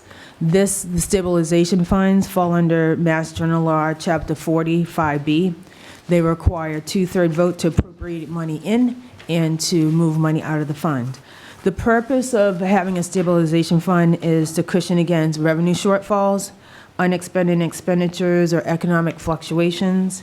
It's typically funded through budget surpluses, so within the town of Carver, if we budget surpluses, you'll see in your free cash, so we usually will, transfer a certain portion of the free cash into the stabilization funds, and these funds can only be spent by the approval of, town legislative body at town meeting. The town has a few stabilization funds. So our stabilization fund, which is our just regular stabilization fund, which is unrestricted to any type of project, but it would have to be voted at town meeting. We currently have $3.6 million in our stabilization fund. We have a water betterment stabilization fund, and that has $63,000 in that fund. We have a capital and debt stabilization fund, and these balances were as of June 30th, 2024, of $654,000. And within our OPEB trust fund, we have $3.19 million. We also have a fund that I was working with the Department of Revenue to make sure that we correct it moving forward in the future. But compensated absences trust fund has been set up in a trust fund, and it's not a trust fund. And so any time we are making expenses for compensated absences, that has to be appropriated within the general fund, but it's not a trust fund. It's been on our books with the Department of Revenue for years as a trust fund. So that's something that I made note of this year, spoke to DUR, so we're making that correction so that we'll be able to get that off the books and have it set up properly. Thank you, Mr. Chair.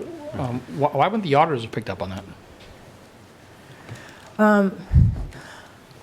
I can't answer that question. I just know that when towns and cities are audited, it's a spot check. And so, they're looking at different things within the audit. I can't answer that question, but I know that a lot of things are spot check, and if it happens to be something that they see, I'll give you a good example. You have invoices that come in each fiscal year, and sometimes the invoices come in after the end of the fiscal year. And when that happens, you shouldn't be paying them if you don't have an encumbrances. It has to go to town meeting. If someone pays the invoice and it isn't one of the invoices, usually they'll ask for a sample of invoices, usually at the maybe in September, October, and they may pull 10 or 15 of them. One of them may be one from a prior year. And as long as there was a purchase order, they know that we encumbered the funds. But if there wasn't a purchase order, then they catch it. So it's mainly just due to whatever selection they pull. Same thing with journal entries. I mean, they don't look at every journal entry that we do, but the ones that they pull, they has to make sure that it gets signed, it's been approved, has the proper approval. But that's the only answer I have. Okay. Thank you. Mr. Chairman, if I may. Just on the compensated absences, where do you recommend the money? Should it be a budgeted item? The money should be within the general fund, in the operating budget. So it should be a budgeted item? It should be, in the operating budget. Mr. Chair, can I ask a question? You said the balances are from June 30th, so has nothing been spent in this fiscal year? Oh, in the stabilization funds, you can't spend out of the stabilization funds. They have to be a transfer and authorization at town meeting. So nothing has been spent out of the stabilization funds. So the just to further answer your question, is that on June, at the end of June, we had these balances, but then for the FY25 budget, we voted money to move into the stabilization funds. These numbers don't include those transfers because I haven't processed the transfers yet. So those transfers will be in there, and so on June of 2025, then you'll see the total amount for all of the transfers, and then in July, you'll see another report with all the transfers that were voted for the FY26 budget and money that we moved into the stabilization fund. This year, I feel that we're in a better place this year than we were last year, in terms of being able to close on time, and, the budgets seem to be in really good shape. So I feel that, by early fall, mid-fall, that we'll be able to close our budgets, and so that you'll be able to see a bigger picture of, where the town ended for FY25 compared to, wasn't done until, close to, February, March. So, my goal is to make sure that these are closed, you have the balances, we have our free cash certified, before we go into the first of the year, so we can make, decisions on what we want to do for the town in, a longer period of time where we can really think about it and not feel like we're pressured at the last minute to make certain decisions and have meetings. Good.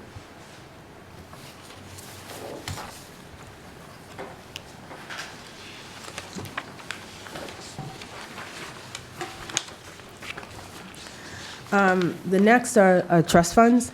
So trust funds, they fall under Mass General Law 41, Section 52. It's a fund that's held by the town for a designated purpose, where the town acts as a trustee and is legally bound to use a fund in accordance with specific intent. Their restricted uses, funds can only spend on specific purposes, defined when the trust was created. The treasurer holds and manages all trust funds in their custody according to the terms of the trust. There are different examples that I put of different trusts. Library Gift Trust Fund, and that trust fund supports library acquisitions and different programs. We have the Cemetery Perpetuary Care, that fund.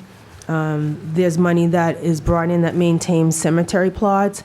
Only the interest can be used, and we have the Scholarship Fund that provides financial awards to graduating students for higher education.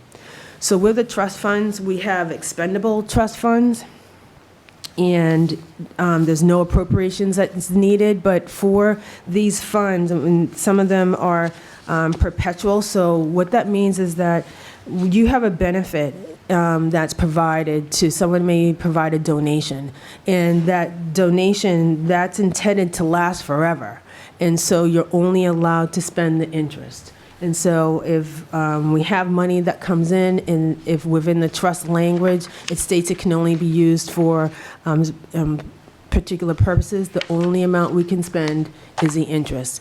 The trust funds are managed through the treasurer, the town treasurer. Investing, we work with different banks that have different investment options, but the interest is the only thing that can be spent. And they meet with us annually. So if they see that there's a change in the expenses within the fund, and it's over the amount of interest that has been earned, then it might have been a mistake, or someone did a transfer out of the wrong fund, so then we'll usually correct it. But we meet with the bank, with the treasurer every year, and we go over the trust funds that we have and their standings, and just making sure that, we haven't gone over or spent any of the interest, anything above the interest, excuse me. Does anybody have any questions on trust funds? Everybody good? Good. Okay.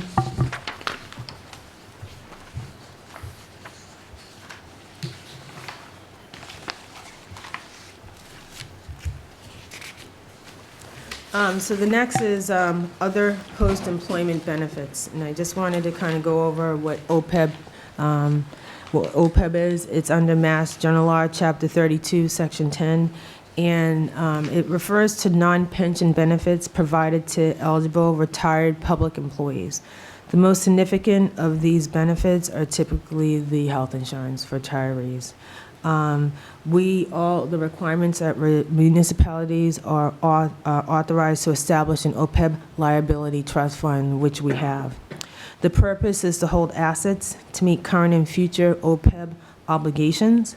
It's managed by a designated trustee responsible for investments decisions that falls under the town treasurer.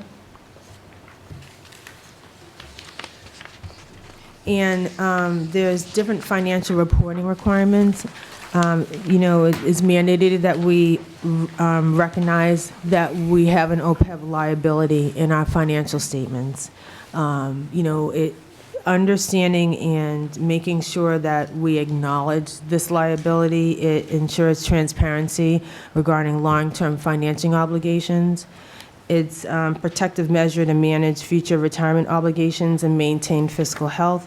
And it also improves our bond ratings and financial stability, especially if financial policies dedicate an annual appropriation towards this liability. So each year, we want to make sure that we're contributing to the OPEB trust, and it definitely will help our bond rating. Our OPEB liability, we are a member of the Plymouth County OPEB Trust, PCOT, and right now we have a balance around $3.4 million that has been contributed, and our liabilities are around close to $40 million. And there's other communities that are also part of the Plymouth County OPEB Trust. Every year we have a meeting with the Plymouth County OPEB Trust, and they'll go over, evaluate, our OPEB Trust. They'll talk about our investment earnings, what we have in the trust, who's contributing to the trust. And then we also have the GASB 74. So we have Odyssey that provides an annual review. That review comes from, just information that they get from the town regarding the number of retirees, the number of employees. There's a lot of data that goes into it. I just actually received that report from Odyssey today, which will go to our auditors who are CBIZ, they were formerly Markham's. People know our outside auditors as Markham's, and that information is used as they prepare our financial statement. Mr. Chairman, I believe you just answered. So OPEB is a type of trust fund, right? Is that That's it? correct. Okay. Nothing. Okay. Mr. Maha? Okay. Just a comment or two, and OPEB along with VADAR are a couple of my favorite subjects. But it is, I understand what OPEB is and I understand the value of it, but what is that, how do we get to the number? Because that's been, I don't know if that's been well-defined yet or not. What's that sweet spot where you are taking care of the OPEB liability, taking care of the positive aspects of it, such as bond rating, but yet not contributing too much beyond that, because once it goes in, you don't get it back. You don't have that to utilize. I mean, you can actually use it for one purpose and one purpose only, and maybe that purpose is, 30 years down the road, whatever. So what is that number, and how do we get there, that we get to that number that gives you all the positive benefits, but we don't go beyond that? That's It's always the challenge. and it is, and we've had different approaches with this before, and I'll say, I've said this before too. We had a town administrator one time that was OPEB obsessed. And so where do we got to get to that point, but not go beyond it. Get to the point where we don't hurt ourselves. And then what is that? Is that a number? Is that a fixed number? Is that a percentage of something? Is that something that needs to be, what's the formula to calculate it? And I think that's an important issue that we need the answer to. Mr. Carter? Yeah, I'm just trying to get an understanding of items that affect OPEB. For instance, obviously it covers an employee after they retire. And if, let's just say the employee retires at 60, but the actuarial table says to live to be 90, are they on OPEB for 30 years or until they hit Medicare, Medicaid? I'd have to look into that. Through you, Mr. Chair, I'd have to look into that answer, John. I don't have the answer to that. And from an investment scenario, it looks like in the grid they gave us, I guess if an investment does well, right, this trust fund, if it's invested and it's making money, does that decrease our liability? I don't believe so. But I would have to look into that more. I mean, I don't do a lot within the OPEB trust. I think that we could always bring somebody into the town that can do a larger overview of OPEB and answer some of the questions that we have, some of the questions that you have in terms of investment, how that is, how that affects our liability.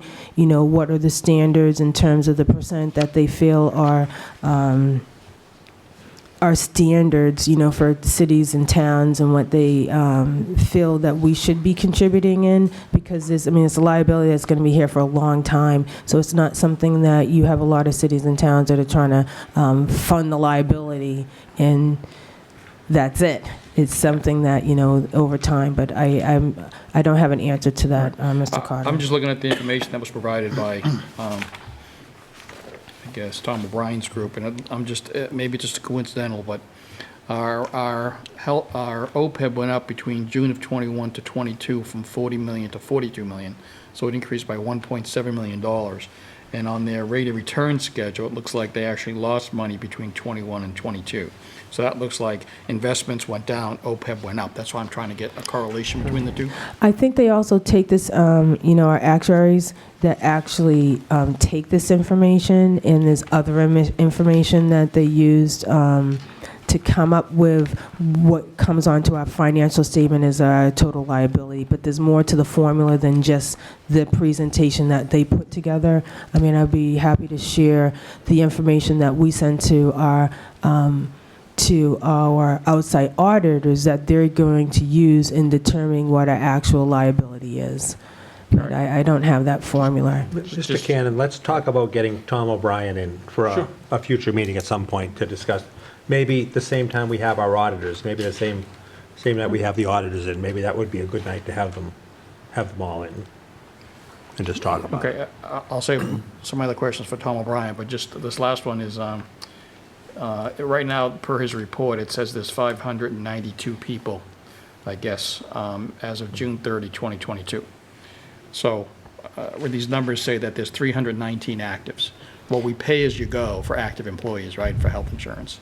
So this must be based on the actuarial table that says if these active individuals retire and live to be a certain age, that's the number that qualifies for part of the OPEB liability, I would imagine. The second category says 273 retirees. I would think those are the people that actually we're paying their health insurance out of the OPEB fund because they're retired. Correct? A lot of the information that went into the report comes from our town treasurer, and there's other information that we provided to Gatsby with current data for our retirees, a number of retirees. There's some retirees that have passed on, so I would want to look at the difference between this report and the report that we just got in with the most recent data that we submitted to Odyssey that does our OPEB actuals. Because I know the numbers are different in terms, because this book doesn't include our transfers for FY24. So some of the information, depending on when the information was presented from our treasurer to the time that they printed this, but it didn't include the transfers for FY24. So you're going to see an increase, in our contributions and what's in this report based off of what we voted. Okay, thank you. You're welcome.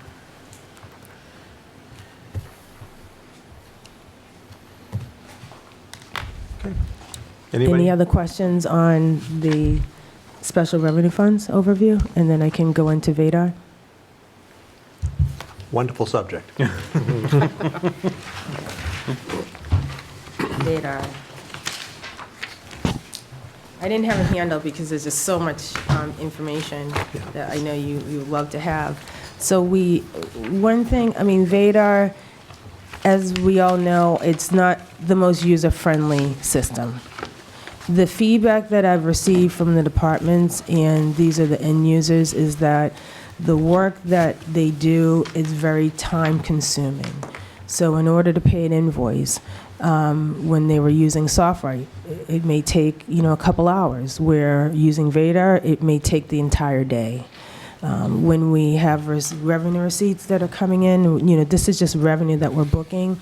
The process it's a long process. You have to go into, 3 or 4, I'll just give you an example. You have to go into one application, and then that application has to be posted, we'll say from the treasurer's office. There are a lot of drop-down menus where you have to populate the bank name, you have to populate the revenue, you have to know the revenue, you have to know the revenue name that gets posted to another system, and then that system then has to be uploaded to the treasurer's office, and then once that's posted, then it goes down to the accounting department, where our department reviews and it posts. There's a lot of steps that take place just in terms of having our revenue come in and having it posted. So that's, feedback from my departments, from individual departments. After logging in, there's 6 steps or clicks or fields that are required. Balances are not current to date. So what happens in Vadar, unless you enter an invoice as a purchase order, you won't know what is pending. So when you look at your available balance is just going to show the balance of what you were provided and what has been expensed. It doesn't show you what's been pending. So if you're in between a payroll schedule, there are invoices that are pending, but you're not going to see those pending invoices reflected in the balance until the expense has actually been posted. And so that, becomes challenging for departments because they want to know, okay, what is my balance? So what they have to do is they have to keep a separate spreadsheet of their pending invoices, subtract those from what the balances are, and that's something that we do in our office. As we get the vendor warrant, we're running an expense report, and we're looking at the expense report to see if there's money available in the funds. The Vadar will provide you with a warning. So if you have a budget and there's not enough money within that budget line, you'll get a warning from Vadar stating that there's, not enough available funds, but within the statutory level, they may be. So it's okay, but we review that. So there's just a lot of steps that departments are saying that take them a long time to process work. The school department, they're not on Vadar right now. They're very concerned because of the amount of time it's going to take just to process, because all of their invoices are submitted with purchase orders. And so when you have the number of teachers that are entering these, it's going to be really time consuming. Some other feedback is that the reports aren't user-friendly. In order to run a report in the older system, you could just press report, click on Excel, and it printed a report. There's nothing customized. It is, the Vadar is an Access database, and so if you want to run a report where you can sort it and use other features to gather information, it needs to be cut and paste from Access into Excel, and then once it's in Excel, it's a data dump of everything. So you're not just getting what revenue came in or expenses, you're getting all your journal entries, every transaction, your beginning balances, transfers in, transfers out.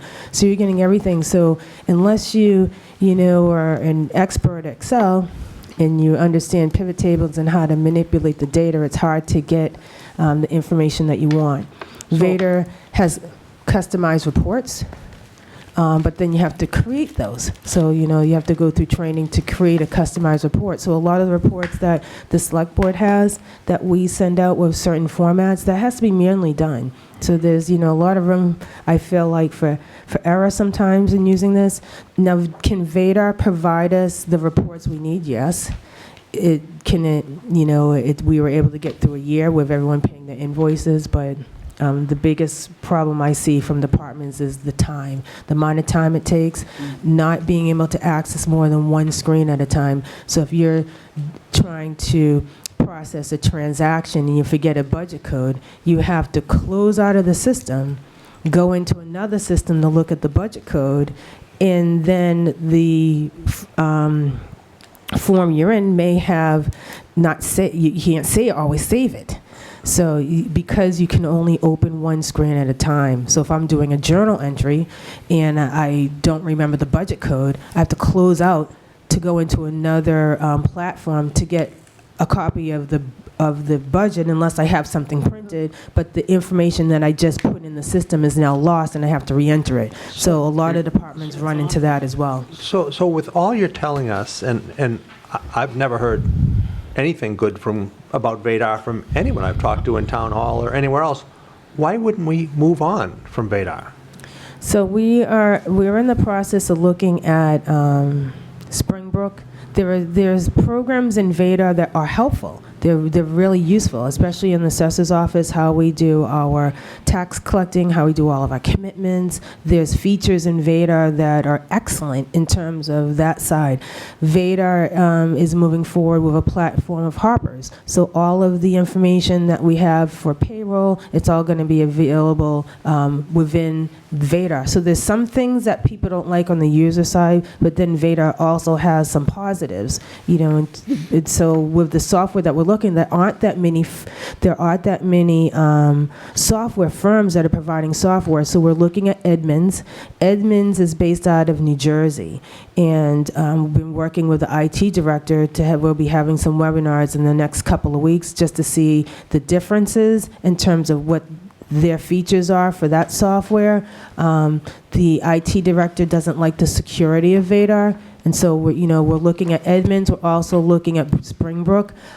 I heard that Springbrook has features that a lot of the users are used to, but then it doesn't have the features of being able to record our excise taxes, and so that has to be done manually. So when we look at these different computer systems, do we have a group together that's looking at these, some department heads, some different people that can, because I don't think that happened when we invested in Vadar. I think that was the big mistake we made, is we didn't have a good diverse group that could look at Vadar and say, wait a minute, that doesn't work for my department. And we looked before we paid attention, and it's causing us problems now. Yeah, through you, Mr. Chair, this has been a collaborative effort, so it's not me making the decision. I've met with the departments, I've met with the users, and the webinars that we have are including everybody. So it's not going to just include myself, it's going to include the school department, it's going to include IT, and it's going to include the end users. I've been in contact with Edmunds, which is the admin gov, just sending them just information that they're going to use to look at their platform to, it's better for them to know what we're looking for than to come to a webinar and they're just showing us everything, because there's certain things that we need, but this is and I think it's taken this amount of time because it has to be collaborative. I have to have buy-in from everybody, because if we're going to change the financial system or move forward, it has to be something that's going to work for everybody. But I agree that, yeah, it is a collaborative effort. I think we have Mr. Mahar and then Ms. Sullivan. Okay. I've been pretty vocal over the last couple of years about... Could you just make sure you use the microphone? Okay, so I've been pretty vocal the last couple of years about financial system, including Vadar and so forth. And at one time, we talked about having a consultant come in, hiring a consultant, and having them do an analysis of the town's financial needs as far as computerization goes, and maybe they recommend something for us. But we've been talking about this for quite some time, and the issue there is we've been doing a lot of talking about it, and there hasn't been a lot of action about it.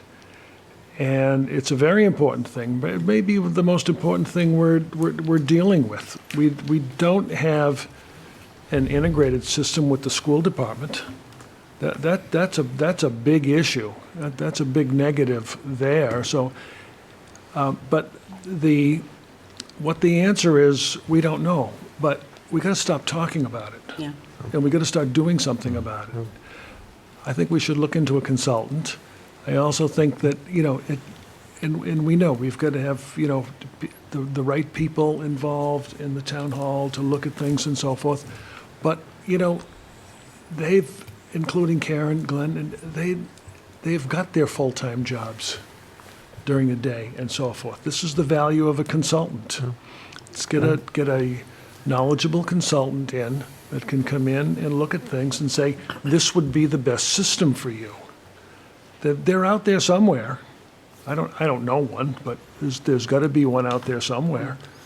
And we need to get this done, and we need to get it done soon, because it just keeps going on and on and on. And maybe, you know, and the thing about it too is, we may find out that, you know, Vadar is the answer. If it's used properly, if the training is there, if we get customized reports. It's not that hard to get a customized report. It really isn't. You either have somebody that knows how to run Vadar, or you hire Vadar to give yourself a customized report. I've done these systems before in other districts. Yeah. And so I think it's imperative. We've got to do this, and we've got to do it now. And you know, we got to stop talking about it. We got to get some Then action. Mr. Carter.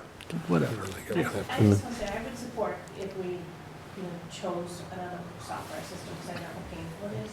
But I think we need to take this as a lesson learned. This is the second time, to my knowledge, we bought a software package that didn't work, that we're gonna scrap, and neither of them went to capital outlay. So I just feel strong that this time, let's make sure this goes to the capital outlay and it doesn't just get squeezed into the Absolutely. operating budget. Because we didn't find out in finance committee about data till a week before that town meeting that year. And I think I had brought it up, that should have went to capital. And the same thing happened when we bought the planning software. So I just want to say, I think it's important that we make the right choice, but that it is brought to capital. Absolutely. Oh, definitely. Mr. Carter and Mr. Ryan. Yeah, I think we all know why we have it and who brought it in, and it wasn't vetted in, and we were told things that didn't happen, but that's the past. I put in multiple financial systems, and it only works when you take out the word customization, right? Because 90% of your core reports that you need should be hit a button, run a report.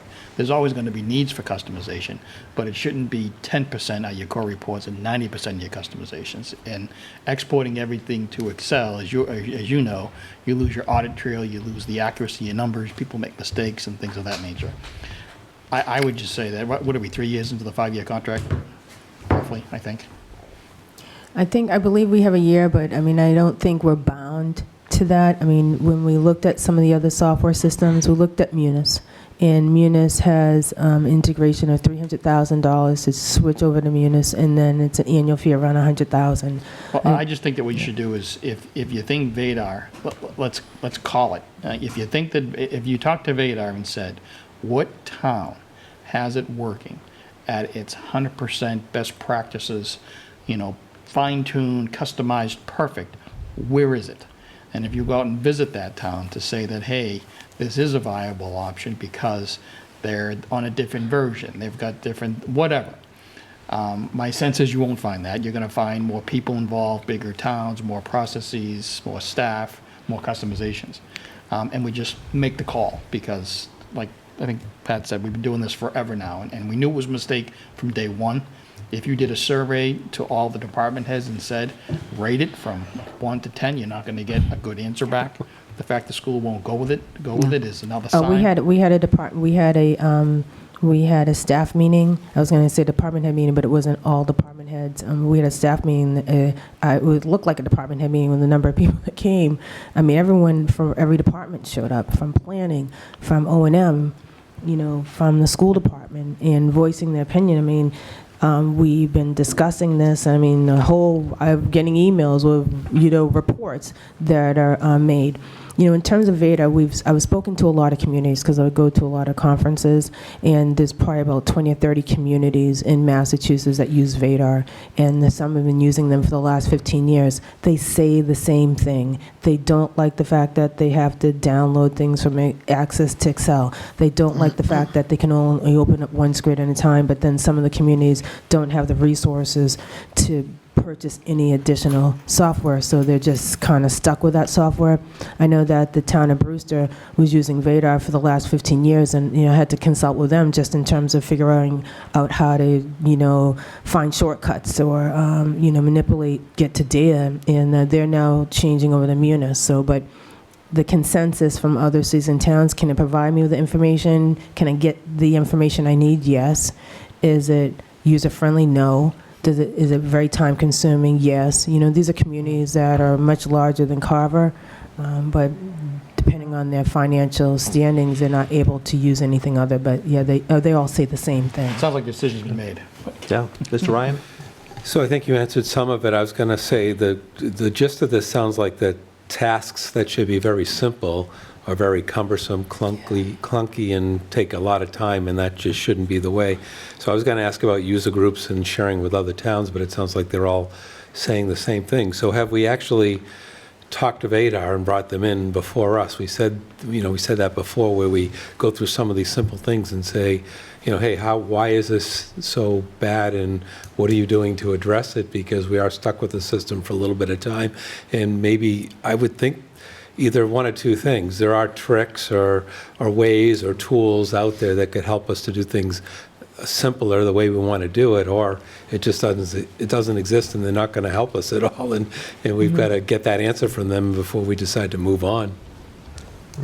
It seems like not only are we spending a lot of money on the software and not really getting what we expected, but how much money is this costing us in employee time? Yeah. When people just have to redo reports and struggle with this. It seems like that's a real problem as well. The reports are very timely. I mean, and then the fact, I can't tell you how much paper I have to print just to have a report, because I don't have a second screen to look at everything. I have to download it to Excel and then open up Vadar as I'm doing my transactions. But I think the time, in terms of efficiency, the system is not efficient in terms of efficiency. Just with the staff that mentioned that, and even the head of O&M, Dave was saying that his staff, things that would take, 4 or 5 hours may take a whole day. Entering invoices that should take, it shouldn't take that long, or taking a day or two, even within my staff that are helping, and some of the even revenue. As we know, revenue, we're, still waiting for revenue to be posted. It's a very timely process, and depending on the, staffing and people around, it's... Ms. Hewens? Yeah, I was just wondering, Mr. Chair, whether I don't know if this meeting now is the time to do it, but would we be willing to consider with the Finance Committee having a consultant, as Mr. Mahar suggests? And because our staff, as you said, has full-time jobs, and... I certainly would. I know I've suggested that to the town administrator at least 6 times. So I know I would certainly be willing to Well, maybe to that's consider something it. that could be on our next agenda I to think, actually... Yeah, Mr. Cannon, could you get with the finance director and let's get a plan? Let's get a plan. I do think, Mr. Chairman, it is a good idea. I think Karen has actually been through a conversion in another town. I think Ron Griffin mentioned that at the last meeting. Yeah. He's been through a conversion in another town, and they talk about how difficult it is. But there has to be a consultant out there who's been through 5, 10, 20 multiple conversions, Yeah, who and can really help you and walk you through the And process. I don't know, I'll leave it up to you. I don't know if it's something we can necessarily have on the next agenda, 'cause we may not have, Right, we we don't have know to how reach- what we the have to cost reach is for out. that consultant yet. Well, But I think I'm suggesting the discussion be that we discuss having a consultant. and that we have and some background information from people who might I know think about that. we can discuss that right now, and quite frankly, I don't think there's anyone on this board that would be against. Is there anyone here that would be against the town hiring a consultant to look into options for Vadar? Oh, option. Options I was to- going to say no if you said a consultant to try to fix it. I would say no. I'm not. No, Let's just options for replace it. Vadar. Yeah, no fixing Vadar. Yeah. I have a question. Put out an RFP, just do it. Yeah, Yeah. Mr. Hoffman. So have we, have you, we of the town contacted Vadar and expressed all these concerns and had someone come down to? So I know in the beginning, when this whole Vadar was the issues, they said, some of the comments were, they weren't trained right, so they would come down and train us. And then, so Through you, with Mr. Yeah. with all their conversations, with still not working up to expectation? So through you, Mr. Chair, we have had conversations with Vadar, and Vadar has come in, and I had training for my staff in terms of how to do the receipts. There's different features in Vadar that weren't being used that are now being used. There's different ways that we've been able to change the workflow in terms of how we do things internally that has made this process go a lot smoother and a lot faster. So I have had several trainings. I'm in contact. I have a direct line to them, like 911, and they'll call me back immediately. Yeah. So, anytime we run into any problems, they are there to help us, show us how to do it. I just think that the way the system is set up, not being able to look at more than one screen at a time, and it not being user-friendly based off what staff are used to doing, it's harder and it's more time-consuming, and you just can't see the data that you saw before in SoftWrite. I mean, SoftWrite was bought out by Springbrook. I'm having a meeting with Springbrook next week just to see what features, because everyone loves SoftWrite. We can't go back to SoftWrite because it's not supported. Because I just don't think it would be a good fiscal decision on my part to go with a system that's not supported, and then 5 or 6 years as technology improves, we're stuck with a system that can't allow us any new features. So we are going to look at, what are the features in Springbrook, the similar SoftWrite that everybody likes, and what are some of the features that don't exist in Springbrook. Just working with our IT director, he was mentioning that they have made some new improvements. So, I'm interested in seeing what those are.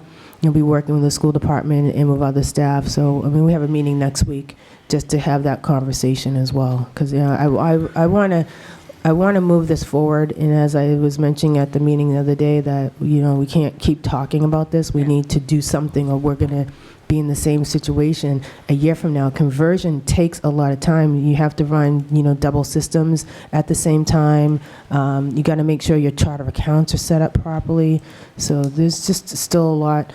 There's still a lot we're trying to do in Vadar. We're still trying to get a consultant to come in that can, been waiting on consultant help for the last 3 months to update our chart of accounts. And there's only 2 people that know Vadar that can contract that work out, and one of the gentlemen who is on medical leave with Vadar that normally does it. So we're still waiting on that. Mr. Cannon, could you put this on your town administrator update for upcoming select board meetings to keep us in the loop on Sure. where things are going, and work with Ms. Praval if you need some kind of vote or something from this board? Please let us know. And I don't want to speak to for the Finance Committee, but I'm sure they'd be supportive if you needed something on their agenda as well. I'm sorry, Ms. Hewens. Well, I was just going to say, and to include in that, actually hiring a consultant to go and... Because Absolutely. consultants have, as Mr. Cannon said, they've dealt with 30, 50 different types of systems, so they might know exactly what we need. Yeah. That's much more user-friendly, and let's just do that. Let's just hire someone. It's money well spent. Absolutely. Whatever we need to do, please. Only one thing, and Karen, but I thought I was under the understanding that to be able to get out of Vadar, we actually have to have Vadar working properly. That get out of it? to get out of it. It's kind of the garbage in, garbage out equals garbage in. If the system you're using isn't functioning properly, you can't Get transfer corrupted data. You get from corrupted that, data when right, they come out. exactly. So, and that's what we still have. We still have corrupted data inside of, that's a good term, Jim, But if it takes inside of six- Vadar. But if it takes 6 months to find one, Yeah. and a year to implement it, aren't we at the end of the contract pretty much? We'll be towards the end. Just as through you, Mr. Chair, as the town administrator was saying that, in order to do an export, you need to have the proper chart of accounts, and data dictionary has to be correct to do that.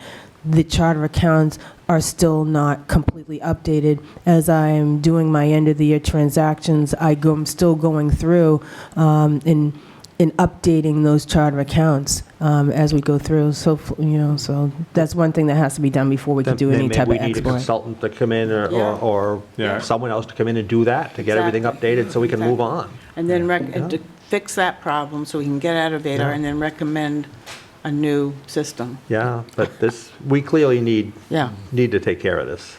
And I can tell you, Mr. Chairman, so again, we had a department head meeting, we invited staff who work with VADAR. I'm a department head, I don't work directly with it. And you were absolutely right, it was clear that as we went through the process before, we didn't include the folks who actually work on the software in that decision-making process. You could just tell that they never had the proper training, quite honestly.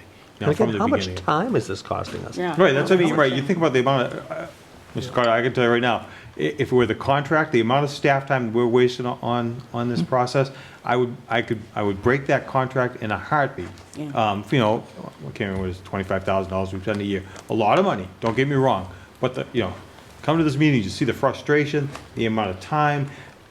Every department is now almost carrying a separate set of books, because they don't really trust the VADAR, and they want to make sure their numbers are correct. Right. Well, again, please, if there's something you need, if we need an agenda item, if there's a vote, if we need a joint meeting with the FinCom, please, keep us in the loop. Yeah, Let's let's just do prioritize it. this, let's get it done. Is anybody else have anything on VADAR? I'll give you one thing.